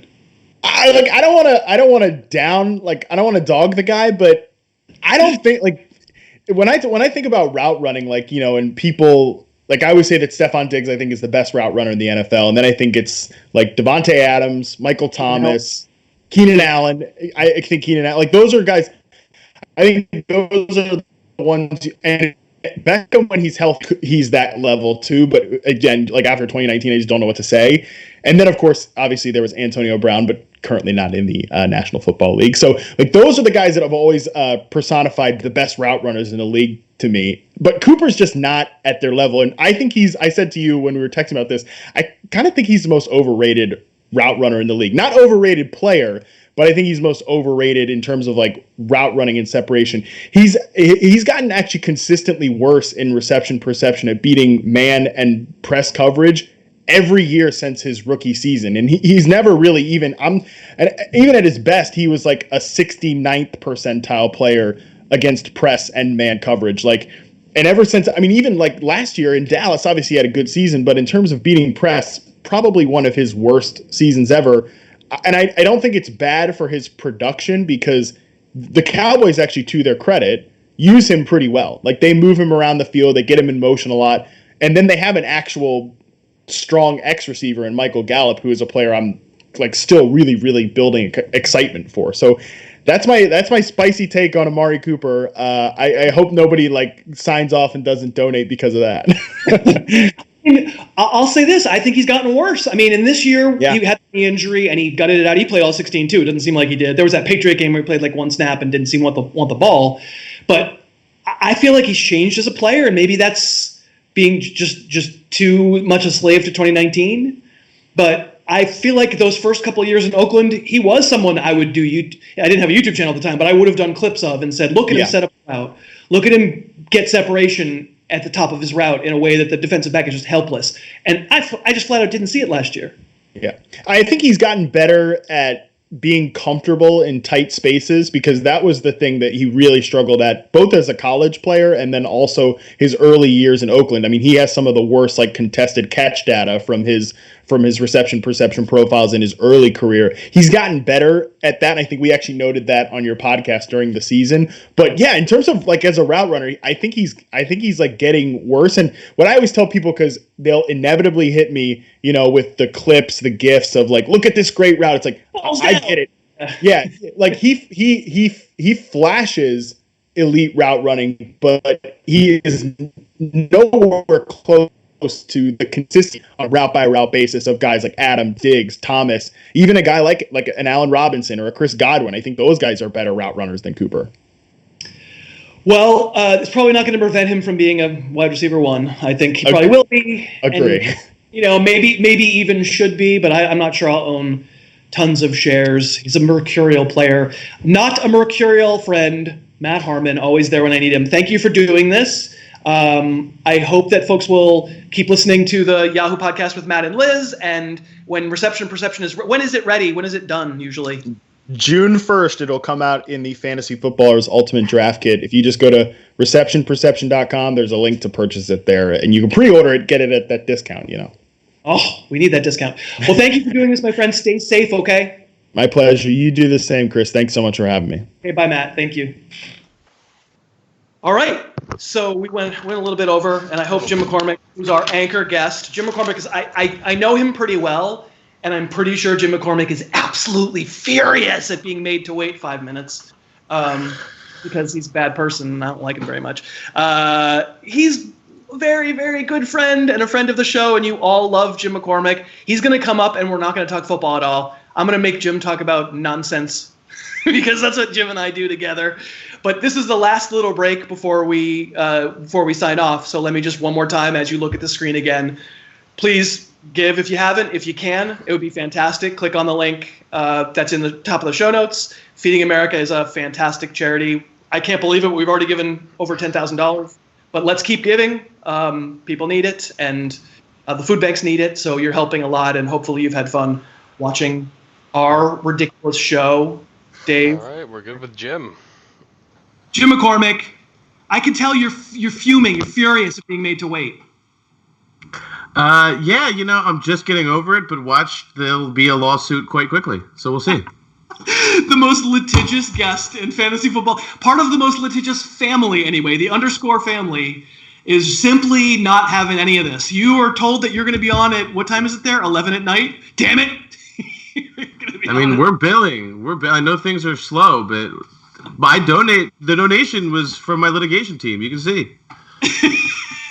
Yeah, you earmarked it. This is just put this towards the lawsuit. I don't even know what write-off means. I just say it a lot.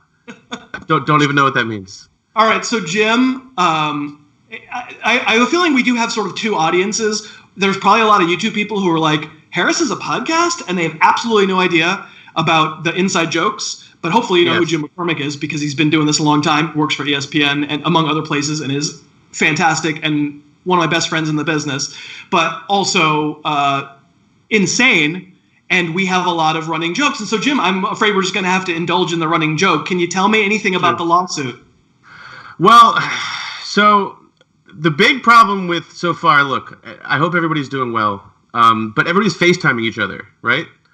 So here's the problem. My uncle invented FaceTime in 1993, and what he would do was he would write the time on his face, and I'm not kidding. And so that's when people would say quarter of and stuff. So it was more accurate. So it would take 15. It would last for about 12 to 15 minutes, depending on which quarter it was, right? Because he wouldn't just write like 3:33. He's not an idiot.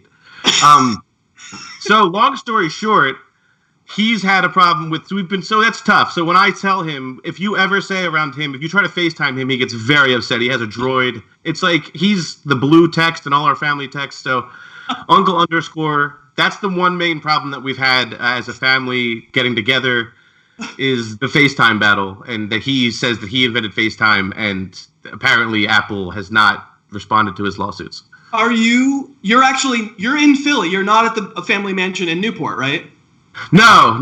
So there was a whole thing again with Barstool, and they weren't quarantining, so we had to. You know what I mean? They were on the porch. It was too much. There was too much proximity, so we had to leave. Yeah, it is shocking that the Barstool guys wouldn't have been quarantining. So my what I want to people are now seeing my face as you spout off your nonsense. What I need people to realize is, like, when you're on the podcast and I have the luxury of not being on camera and you start going. Like, I can just back away from the microphone and be cracking up, and nobody ever hears it until I have to lean back into the microphone. But yeah, that's what you just saw is basically what I do every time Jim is on the show. So okay, let's not be. I'll try to express some actually humanity towards you. Everything okay in your world? It is. I think it's been a common refrain watching the show that we're all learning how to be preschool teachers and first grade teachers. Thankfully, I'm completely okay with trusting my Wi-Fi to teach my children.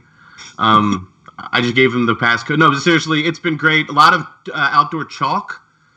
I have chalk on my clothing quite often. And yeah, just gonna try to avoid the Nugget 15, which is eating all the leftover food. So yeah. Yeah, that's what we should have done. We should have just had we had 13 guests. You're the 13th, and we just should have had everybody come on and tell their workout routine, because it's rough, man. It is. Like, Josh goes outside and runs, and he really shouldn't, but he can't. He's like a squirrel. He can't help himself. I mostly just chase my kids when they're fighting. Yeah. That's the main thing, and then sometimes they beat me up. But, like, that's my activity. And then, of course, like, if you pace a lot when you scream at lawyers, so that's my main thing, is I wear a groove when I'm screaming at my lawyers. So... All right, Jim. Well, so you are the anchor leg, and as so we've been alternating between football and not football, football, not football, and you got the pleasure or the pain, I don't know what, of being the anchor leg for something that's not football. But I thought we would give book recommendations. They could be nonfiction. They could be, in my case, it's always going to be fiction. I don't read any nonfiction. And I didn't really, again, as I did with when we did music and movies and TV, I didn't really give any instructions. Just, hey, books. They could be themed, they could be not, that you might recommend that people want to check out during some time where they maybe have more free time than you hoped. I'll tell you what, while we do this, we're getting towards the end. I know this is not for you, buddy. This is for you because it's not for you. One of the benefits of being a premium seltzer drinker is that even in the rush and the hoarding, nobody hoards premium seltzer except alcoholics. So. It's all right. Good. Well, so I know that's for you. That was for you. Thank you. Yeah. So, what did you have any criteria as we were coming up with these 5 books? Did you have any common theme, or just kind of 5 books that you liked? I'm naturally just very nonfiction and biographies and like fun sports, like goofy fun sports biopics is my main thing. Fantastic, and I think that's a great counterweight, because mine, I intentionally went. As Cousin Josh says, annoying. I intentionally went. Mine is going to be. I'm not even joking. I called it the Infinite Jest Memorial List. Okay. Yeah. So I know I have a lot of sports fans who maybe they read my books are here, by the way. These are my books. So I just actually am just going to do my 4 books. That's going to be my list. Is this going to be my 4 books? Not really. That a lot of people have bought my books, and I really am appreciative, and that's wonderful. but I know I have like literary snob listeners too, and so my list is for the people who want a big freaking tome that has a world that you can get totally lost in. That's maybe somewhat confusing. That's a little hard work, but that's the kind of book that I like. So most people watching this, don't be crazy. Just take Jim's advice. But give me your first one. All right, so I know people are excited about this ESPN Michael Jordan documentary that's coming out, The Last Dance. Yeah, well, I heard of it. Like Dave, I was Skyping with Dave Hewitt. He has a big old Bulls pennant in the back of his rec room. Obviously, like everybody knows about the early Bulls, right? Behrens obviously grew up like crying to Michael Jordan. In any case, the book that is The Jordan Rules by Sam Smith. He was embedded in the 1990-91 season, and it's Beatles. This is like when they were still getting beat up by Detroit, and it's just you find all these anecdotes is what I love. These rich little weird anecdotes, like when Doug Collins was the coach, Michael Jordan would time up his number 2 during his pregame speech. So like everybody knew that. So how could you respect the coach when the best player was like, I'm going to go to the bathroom when you're about to get us ready? But it's incredible. And like, you just see kind of what a sociopath Jordan is, for lack of a better word. But it's a great detailed, like woven book. And it was like before the embedded kind of writer thing was big. And so this guy, Sam Smith, who was with the Chicago Sun for like ever, he got a full year with the Bulls, and it was like, it's pretty cool. And what's crazy about that is the whole embedded reporter motif has gotten so well worn, and any athlete now has grown up in the culture that understands that you should be political around those people. That I don't even know if those people get good stuff anymore. Right, yeah. In the case Whereas of this guy would get, he would get Horace Grant like crying in the lobby, like you know what I mean, like so. All right, so this my list is not for the faint of heart. My list is the Infinite Jest Memorial List. It's the list of books that people abandon, they get mad at. I fully own my snobbishness when it comes to literature. I apologize. I am rereading. Oh my God, I'm going to say this out loud, and people are going to be like, weasel. I'm rereading Gravity's Rainbow. I'm like 100 pages from the end of Gravity's Rainbow. I read it probably in my early 20s. Thomas Pynchon, one of my favorite writers of all time, great postmodernist. This is like 1973. It's a novel nominally about World War II, but it is really weird. It's extremely strange. It's about a guy who's an American GI who, when he was a baby, had his penis tested with this material that would then subsequently be turned into rockets. So when we meet him in London, he's having sex with lots of women, and everywhere he has sex, a rocket lands and kills people. And that's just the very beginning. It is crazy and wild, but it is absolute genius. 1973, I think it was given the National Book Award, and then it was taken away because it was considered too profane. Like there were swears in it and stuff. It changed literature, and it is an text for many of these big unwieldy opuses, and it's a punchline. I mean, people make fun of the fact that you like Gravity's Rainbow, but I don't care. I like Gravity's Rainbow. They could rebrand that for Netflix and just be like Rocket Penis, and it would just be such a hit. It really, I mean, it sounds interesting. It captures me. It's like along the lines of. All right, number 2 for you. All right, so this is Football for a Buck, at the USFL. Jeff Pearlman. It's basically, again, another deep dive. It's not an embedding. It's going back to the USFL, but he pieces together kind of all the patchwork of the USFL. And again, just awesome, fun anecdotes. Like the San Antonio team, like on Thursdays, like everybody would fake injuries to rush to the bank because like the 8th guy there, his check would bounce. Like the whole Steve Young negotiation with Lee Steinberg, like the owner was getting drunk and coming into the room and like flipping over chairs. Just everything about that league was upside down. Obviously, there's also the entire irony of Donald Trump railroading the league and taking it. But what was interesting is that I didn't know, and this isn't a spoiler, it's all part of anybody who knows about the USFL, was how legitimate their antitrust case was and how dirty the NFL was with like their espionage, but it got ruined because of the hubris of Trump. So, but it's a really interesting look. I knew about the USFL. It was a little before my time, but just also the quality of players in it. It was interesting. And I think any football fan is a really quick read. Did you see the ESPN doc? I did, yeah. So it's along the lines of that. It's those fun anecdotes. It's just a little deeper than that, a little deeper. Yeah. And Perlman, what's cool about it is like he gets to some guys who basically had never spoken about their experiences before, because some guys really got burnt. Other funny anecdote was the Houston team couldn't afford the charter home. They just the owner couldn't afford it, so they had to they took half of a commercial flight up, and they all got drunk and fought on the plane. But in any case, it's a great anecdote-rich book.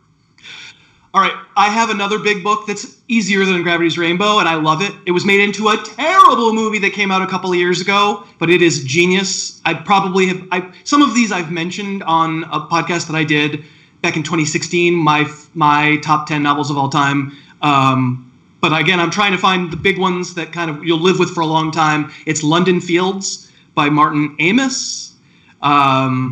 What's it about? It's a murder mystery where you know who is going to get killed all the way through, and you just don't know who did it. And she's acting like she doesn't want to live anymore, the victim, and she's trying to manipulate these dumb men into killing her.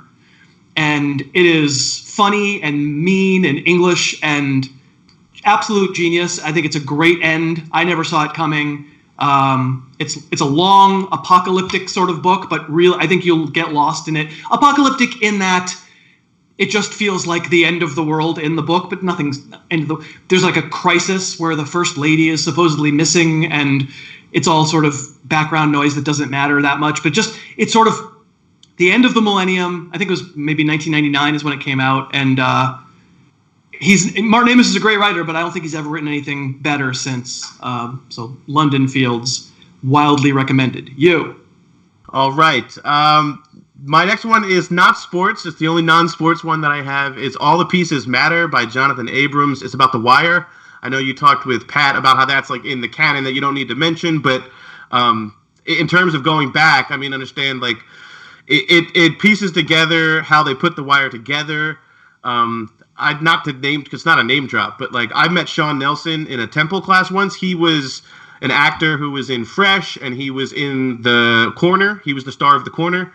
And he had told me about The Wire being produced before, right as it was coming out, and he had mentioned how much these guys really knew about Baltimore. And that's what you learn in this book. It pieces together how tough it was to get The Wire made, too, through HBO, because they just, they were give us $100 million to make, a drug biopic, about Baltimore cops that's this slow.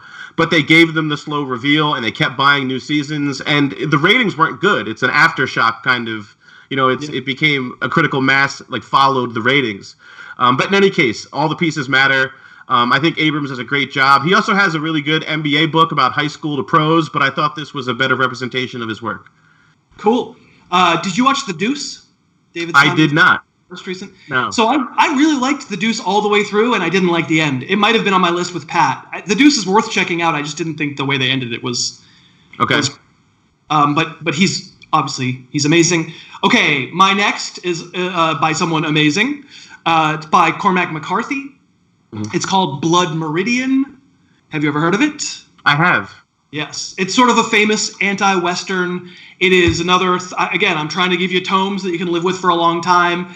It has the most florid prose. He's a maximalist in this book. It's funny, this is the same guy who wrote The Road, which is ultimate minimalist, and Blood Meridian is the absolute maximalist. It is the most scalping and shooting and horrors that you're ever going to see, but done in a stylistic way that I don't think if you're in a state of mind to not want to read about cowboys fighting with Native Americans, that's what the book is. But it is something else, man. It's poetic, and it's almost a one-timer. It's so brutal in its depiction of stuff that I don't know that I don't know that I'll go back and read it again. It made me want to read everything he ever wrote, and I think I maybe now have. It was the first Cormac McCarthy book I ever read a long time ago. But if you've ever been tempted to read Blood Meridian, if you've heard of it, I think you should. It's a great name. It's a great name for a book. It's called... the subtitle is... it's Blood Meridian. The subtitle is The Evening Redness in the West. That is a little dark. Yeah. It's a little dark. It's a little aggressive. I like it. So this next one is, I'm gonna pick one. There's basically, it's two books because they're kind of connected, but it's one author, obviously, Terry Pluto. It's along the lines of the USFL book, but it's way better. Not better than the USFL. It's better in terms of the subject matters untapped. It's called Loose Balls. It's an oral history. It's not. It's really not even. It's not woven together the way most nonfiction books are. It's truly just like piece by piece. It's really good as an audiobook that way because of it's an oral history. But it's called Loose Balls by Terry Pluto. It's about the ABA. And talk about anecdotes. I mean, it's incredible. Like, there's this one guy who was like a brawler, and he was beating everybody up all over the league. And Larry Brown, the coach, was like, "We need to stop this guy. Anybody who's willing to fight him can get the start tonight." And this one guy raises his hand who never got the start and was like, "Just put me out there." They throw the ball up for a tip, and before the tip even comes, he punches the guy out. And they're like, he's like, "I didn't mean that." Another book that he wrote is called Tall Tales, which is about the beginning of the NBA, and I actually thought it's even better in the sense that it talks about how difficult it was. We hear so much about Jackie Robinson, but the integration stories for the NBA and kind of the it was different. The MLB was so big by then, whereas the NBA was still getting established. And just like, for example, like Oscar Robinson, he went to Cincinnati. He's a huge star. Gets drafted by the Cincinnati Royals because they did localized drafting, regional drafts, and he couldn't eat with his team. You know what I mean? Like, so it's just, and to talk about like and these players are really open about it in this book. It's not an oral history the way that Loose Balls is, but it does weave together a lot of personal tales. So Tall Tales and Loose Balls, like very different in their tone, but really cool if you want to go back and get the history of basketball. I see what you did here. You wanted to name 6 books, so you did. That's kind of what I did, yeah. That's fine. Another big, long, also postmodern. I think I read this book in a postmodern fiction in undergraduate, so it must be postmodern. The first time, I think I've read it. Yeah, I read it once since. It's called The Golden Notebook. It's by Doris Lessing, who was a South African woman who emigrated to London in her 20s, I think, and was an eminent literary presence in London for like 70 years. She passed away maybe like 10 years ago, but she was 90 something, right? She was there for a long time, wrote a lot of books, actually wrote a lot of science fiction that I couldn't get into, but a lot of people like. A big voice in feminist fiction. The Golden Notebook is, it's something else, man. It's a series of notebooks where this woman is trying to capture what her life is like. So there's the blue notebook for her actual life, the red notebook for her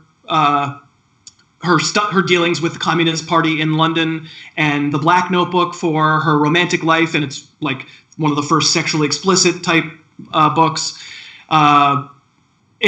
She's just a great writer, and it puts together this notion of what it means to be an integrated person and then to disintegrate and to sort of crack up. I feel like as a profile of what it's like to be a person, it's one of the...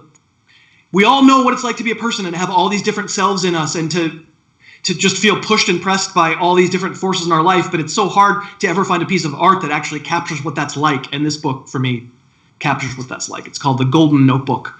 It's not depressing necessarily. There's serious stuff in it, but it's just an incredible piece of work. All right, we have one left each. What do you got?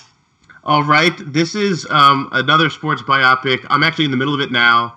It's one of the better in terms of how deep it goes into the life. It's Ali, A Life by Jonathan Eig. It's just like it's like the seminal Muhammad Ali biography. It's awesome. It's really slow and winding in terms of his affiliation and flirtation with with his transition to becoming a black Muslim and his affiliation with Malcolm X, and also just his youth coming up and just like his stories. And it's really cool. And I'm a huge boxing fan and a huge Ali fan. And so to learn more about him, and like you were talking about the compartmentalization of people, you learn a lot about who he really was and about like his behind the facade and who he really was, because obviously before my time, but just like how he came into pop culture and how he kind of read the scene. His biggest inspirations were like early vaudeville wrestlers, and like to learn because he learned that these guys could sell in Hartford, Connecticut. They could sell out because they knew how to get the crowd going. So in any case, and that was he was really hated. I don't think people understand that. Like that he was hated because he was this like cocky, confident young black man. So in any case, it's really interesting, and it's more serious than I think most of these other ones that I've mentioned. And I mean, again, it's before my time too, but my dad would tell me that, like, you know, now he's sainted. He's obviously passed away. But for the second half of his life, he was the sainted Muhammad Ali. He was the most important and popular athlete of the 20th century. He was voted that by Sports Illustrated, and rightly so. He was a big part of changing life for tens of millions of African Americans. What gets lost in the sainthood is the details that you're talking about. No, for sure. It's also like the transition also that he saw as a businessman and all these things. He really evolves throughout the book, obviously, because he's evolving. But the detail that they get about like his backers in Louisville, and you just see kind of you just see the growth of the man. It's really interesting. It almost feels like a fiction book because of how unbelievable his life was. Because he went from like a junior in high school, and then 18 months later he's like standing with the gold in Rome, as like this young man. So it's like it is kind of an epic. Yeah. That's great. All right, so my last one is another big, thick, postmodern, gotta live with it. It's crazy. If you pick up this book in a bookstore, you're gonna look at the typography and you're gonna go, what am I even looking at? There's pages where there's a window taken out of the text and it's put on the next page. There's pages where the text is laid over each other. You're not supposed to be able to read it. There's text that suddenly one column is red and you don't know why. It is a weird experience, but it's actually really accessible. It's called House of Leaves by Mark Danielewski. It's spelled Mark Danielewski. I think it's Danielewski, but either way. Do you remember the musician, a woman named Poe from like the late 90s? Remember her? Yeah.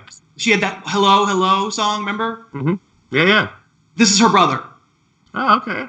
And so this is called House of Leaves. It's about a haunted house. It's about a guy who buys a house with his family and discovers that it's haunted and starts to try to explore it, except for the metaphysics of how it's haunted.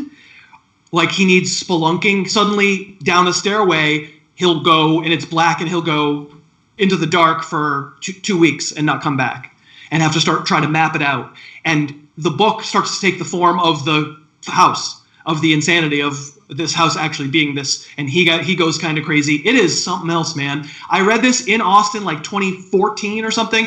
I want to get it. I don't have a copy here in Los Angeles. I want to get a copy because I want to read it again. It is a big, thick book that takes a long time, and you have to pay attention. So are all the ones that I mentioned, but it is something else. It is, wow. It's like experiential. Yeah, it sounds like it's experiential for sure. It is. It's like a movie. It sounds like it's built for it to be. Very much meant to be for the snobby people. Please don't. If you're like, I don't know, I prefer to read,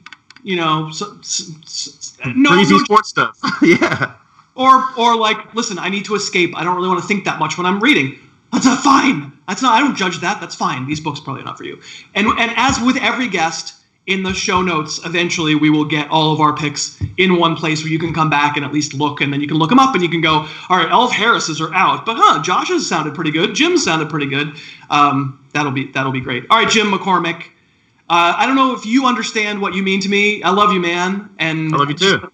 The idea that you're always there for me, I really appreciate it. It's a serious time, and I think about you all the time. I hope you guys are doing the right things. I know you are. So please be safe, and I'll talk to you soon, okay? Hey, man, thank you for what you're doing here. I really appreciate it. All right. That's Jim McCormick. He's the _ Baron. He's the best around. No one's ever going to break him down because he's from Rocky 3 or 4 or something. Dave Piper is putting up the screen. Dave, is it up? Well, we're on a single right now, but we can throw up the old other screen. You don't have to. You're on a single? I'm in the single? Yeah. Oh, that was a fast transition. Yeah. After 3 hours, I got pretty good at this thing. Wait, you're selling yourself short. It's 3.5 hours. Yeah, 3.5. Yeah, I suppose so. And we're done. We finished it. We're done. I wonder how many people are watching right now. Do you have any ideas? Yeah, I can look. 237. It says. It looks like. You guys are wow. That's great. You guys are all still sticking around. I appreciate it. We're done though. We're about to end this thing. But this video is going to live on the channel for however long as there's a channel. And if you're watching it after the fact, you can still give. You can still give to Feeding America. The link is still good, I think, until June. And so we would love if you would, if you're watching this after the fact and you're so moved to give. I mean, how amazing was it to get all these people to give up a portion of their Thursday nights and come and talk about nonsense. I hope you enjoyed it. I am going to have more of that whiskey. Dave Piper, thank you so much. You're amazing. I hope you're going to have you said you have one beer in your refrigerator, right? Yes, one beer. So I'm going to go have it soon. Yeah, I'm very excited. Good night. So how did everything go from your perspective? We might as well just ask the folks how'd you do? I mean, I felt like we did great. I mean, we just crossed $11,000 in the last 10 minutes, and I just think that's incredible. I mean, really incredible. So amazing, incredible. That's because, let's face it, we have the best audience in the world. Yeah, we do. I mean, the podcast is the best audience in the world. There's no question about it. Making songs, being so engaged, amazing, and it's spilled over into YouTube as well. Dave Piper, you're amazing. You were great. Dave Hewitt is watching. Dave Hewitt was just as amazing and just as great. Thank you. Dylan Magai for all the design. Amazing. Great. I don't think I said off the top, but I should, that if you're in California and you want to give to a great local charity, the California Food Banks, absolutely worth your time. Please just search California Food Bank. They're a model for food banks around the country, and they are helping people here, and then by proxy, because of their programs here, they sort of are educating other food banks about how to best work with people and help people. So if you're local, think about California Food Bank, of course, Feeding America. I don't know if I have anything else to say, Dave. Am I forgetting anything? No, I think that's everything. I think, after so long, it's all covered. My hair got a little poofy there. I haven't had a haircut in a long time. Well, it still looks good, though. Well, thanks, dude. All right, everybody. Thank you so much for watching. Thank you for giving. I hope we helped you out a little bit with our stupid talk. And everybody who was on the show, wow, you were all amazing. I hope you had fun. Hope you had fun watching. Thank you to everybody, and I'm going to go take a nap. Bye.